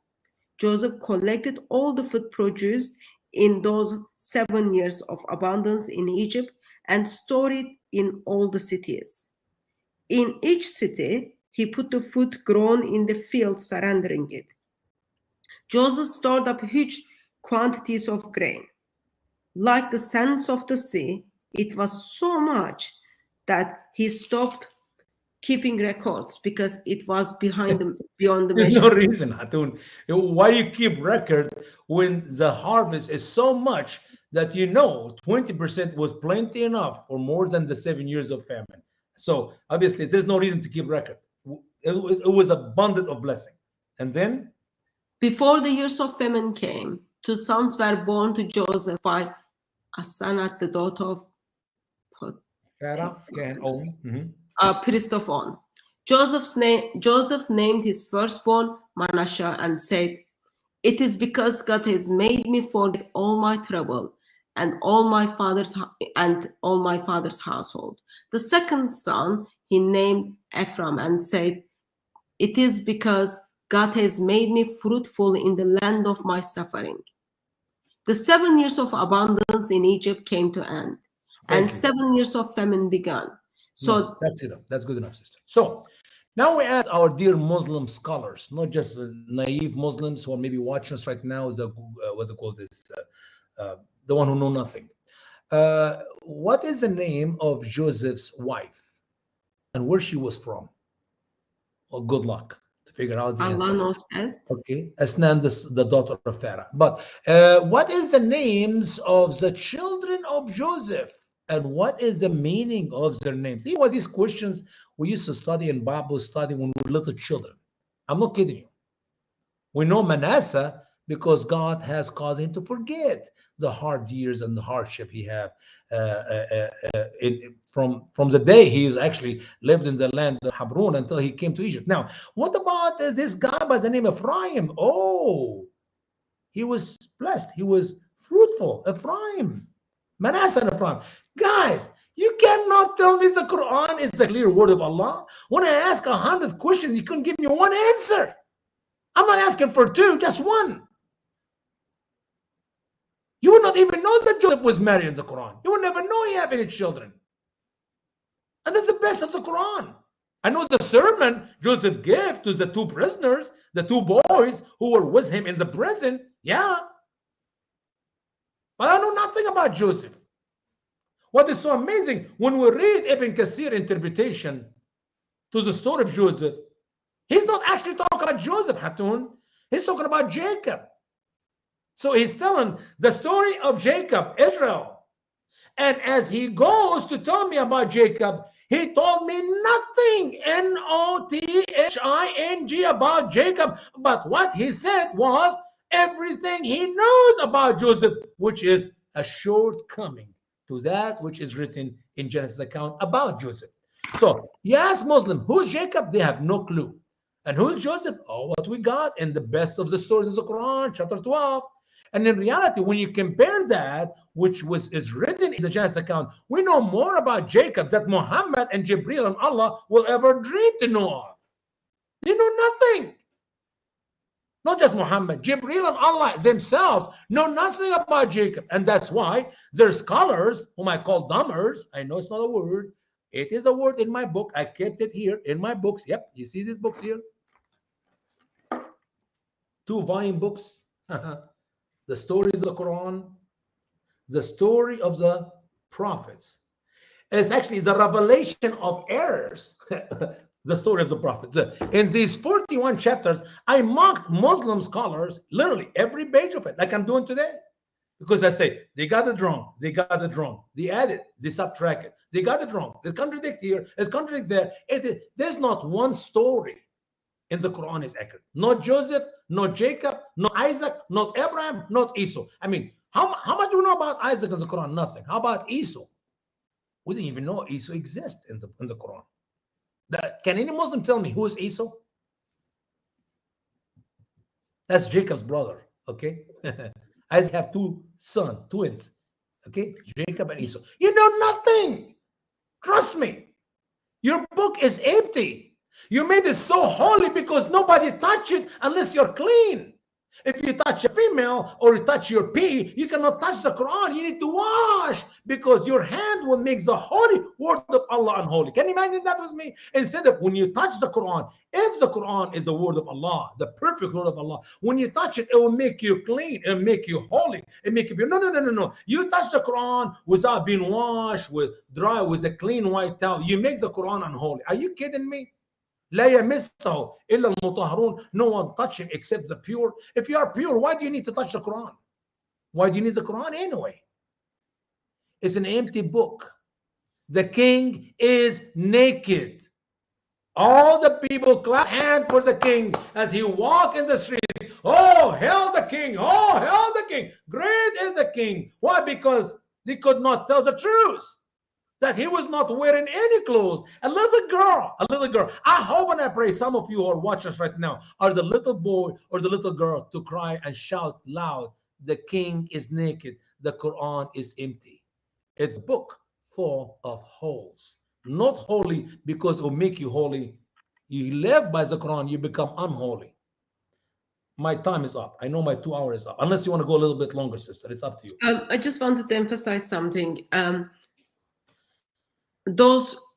These questions becomes important, especially in Surah 12, because Surah 12 starts with these verses are clear book, okay? And then it tells us this is like best story. And we are asking very basic questions from the best story and clear chapter. And I think saying, oh, information is not there because we don't need to know is not fair to the word of Allah. In a sense, Allah says, I'm giving you clear chapter. I'm giving you best story ever. And in this best story, Usama is just bringing on very basic questions and comparing this with the Quran, with the Bible. What we see in the Bible is well detailed, well explained story with detailed conversations, problem, so advice and solution, and how you get the job done in the story of Joseph. But in the Quran, question after question, each verse comes with a couple of questions, not even one question, but a couple of questions. I think it is not fair to the word of Allah to say, oh, we don't need to know. If Muslims are sincere and read the Quran and ask these questions, they will dig deep holes. They will never come out of the Quran. It will literally be miles of a deep hole, miles. There is no way. The more you ask question, the deeper you get in the trouble to understand it is an empty book. And you know what, Hatun, if you, can we go for 5 more minutes, if you don't mind, 3 more verses? That's fine. All right. Go back to the Quran, because I was going to stop here, but I feel like they fit with what we have read in the Bible, just to complete my point. Go to Quran chapter 12 and verses 54, 55, and 56, and 57. Only 4 verses, if you don't mind. Start with 54. What did the king said in the Quran, and how the story continue, if you don't mind? And the king said, bring him to me. I will take him for myself. So when he had spoken with him, he said, surely today you are with us in a prominent position. Notice the order here. The king heard the interpretation, not the interpretation, the solution for the problem of his dream from the carrier of the cup, the guy who gave him a drink, not from Joseph. After he knows everything, bring them to me, so I will make him special for me. He'll be my special friend. Okay? How about verse 55? He said, send me over to the treasures of the land. Surely I am a keeper, knowledgeable. That goes against the Bible. The Bible, Joseph did not offer his service. Joseph simply told the Pharaoh, search for a wise one. Find a smart one in your country. But here in verse 55, put me in charge. I'm a good keeper. I'm a good guy. You know, go ahead, 56.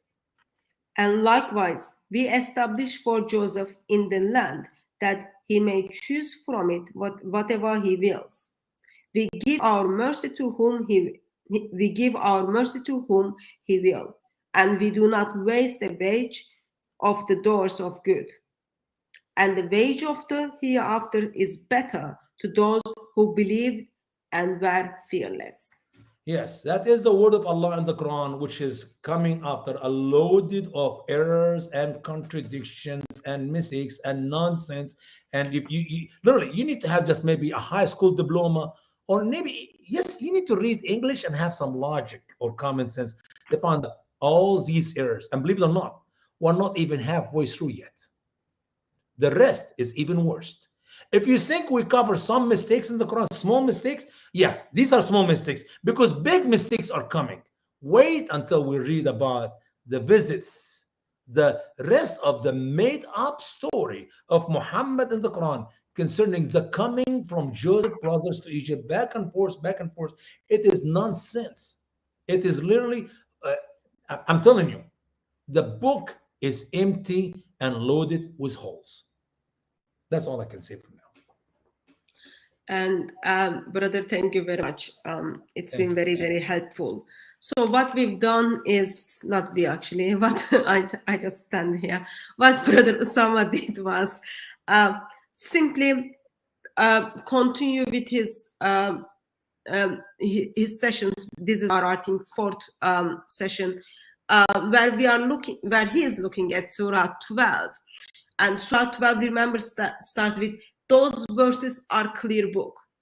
And even before this sentence, there are words like no one knows what they are. But these verses are clear book, and verse 3 says, we narrate to you the best of the stories, which we reveal to you in this Quran. So Surah 12 supposed to be the best story. And you know what? It's reality. It is the best of the Quran. I'm not Well, kidding you. if this is the best of the Quran, when you compare the story of Joseph in the Quran to the rest of the stories, you have no stories. It is the only story which is written with more information than the rest of the nonsensical Quran. Yeah. So what Usama did is simply going the same chronological order which Quran presents itself in the Surah 12, and compare that with Genesis account. And what we saw is, in every verse, when we look at the Quran, Quran caused us to have more questions, and the things actually didn't make sense to us. Even Brother Usama was saying like small errors, but in the word of Allah, there were giant small errors and errors and errors after one another. And then when we look at the biblical account, what we saw is very well detailed and gives us the context, and then very much well explains what is happening, and things makes sense. So there was only one thing Allah needed to get it right in his best story, but Allah forgot to get it right. Muhammad forgot to get it right. Brother Usama even brought up historical mistakes, which has been done by the author of the Quran or the one who revealed the Quran. Historical mistakes are in the word of Allah. That should all concern Muslim people. And we stopped verse 57. Hopefully when we meet next again, brother, we will pick up from 57 to bring up more questions and more questions. I am sorry that those of you who kind of watching and thinking, wow, we will get really best story because what the Quran says, and Usama disappointed you. All Usama did was simply comparing that story with the biblical account and pointing the best one of the stories Bible tells us. But we do have a best story. Our best story is identified as good news, Lord Jesus Christ. Amen. Father loves the world so much. Father sends his son into this broken world. Son is willing to step into this broken world, live among us, give himself on the cross by the crucifixion around 33 ADs, and then walk out from that grave. Amen. And then tell people to be his. That's the best story. Best story anyone can ever hear. And you know what, Hatun? If Muslims will not acknowledge that the best of the Quran is erroneous, I'm talking about Quran chapter 12, they will never find the true, perfect, awesome salvation account, which it is in Jesus Christ and in him alone. As long as Muslims will hold onto the Quran, believing it is the perfect word of Allah, they will never believe in the true biblical account of their salvation, the free gift of eternal life. Why? Because Muhammad said Jesus did not die and he never rose again. And that is the foundation of our Christian faith. That is the prophecies. Over 300 of these prophecies in the Old Testament. So if you keep holding on to the Quran and holding on to the story of Joseph in the Quran, you will never find the truth for your salvation. You will miss the whole entire good news of the gospel. So I hope and I pray this study of Joseph will set you free from the lies which you believed all the last 14 plus 100 years, because the Quran is not the perfect word of God. The Bible is. Amen. May Lord Jesus Christ, who is the one who sets us free, May Lord Jesus Christ, who is the perfect, glorious, amazing God, Amen. continue to work in our hearts so that we learn more about him, we turn to him, and we delight in him. Brother Usama, thank you so much for Thank you, sister. helping us to see more giant holes and errors in the Quran, but also helping us to focus our hearts and our eyes to Lord Jesus Christ once again. And thank you very much, everyone who joined us in the chat and who took part in the conversations, and also amazing big thank you to my moderators who put the references as well as kept people in the order and led what's happening in the chat. So very much grateful for your service. By God's grace, we will have Usama in coming weeks again to pick up from verse 57. And there is another live stream with Brother Jai Apologetics tomorrow evening. And we will be at Speakers Corner by God's grace on Sunday. If everything goes according to not our plan, but according to the plan of God and things changes, we will see each other at the bosom of the Father. God bless you all. Thank you very much for joining us tonight.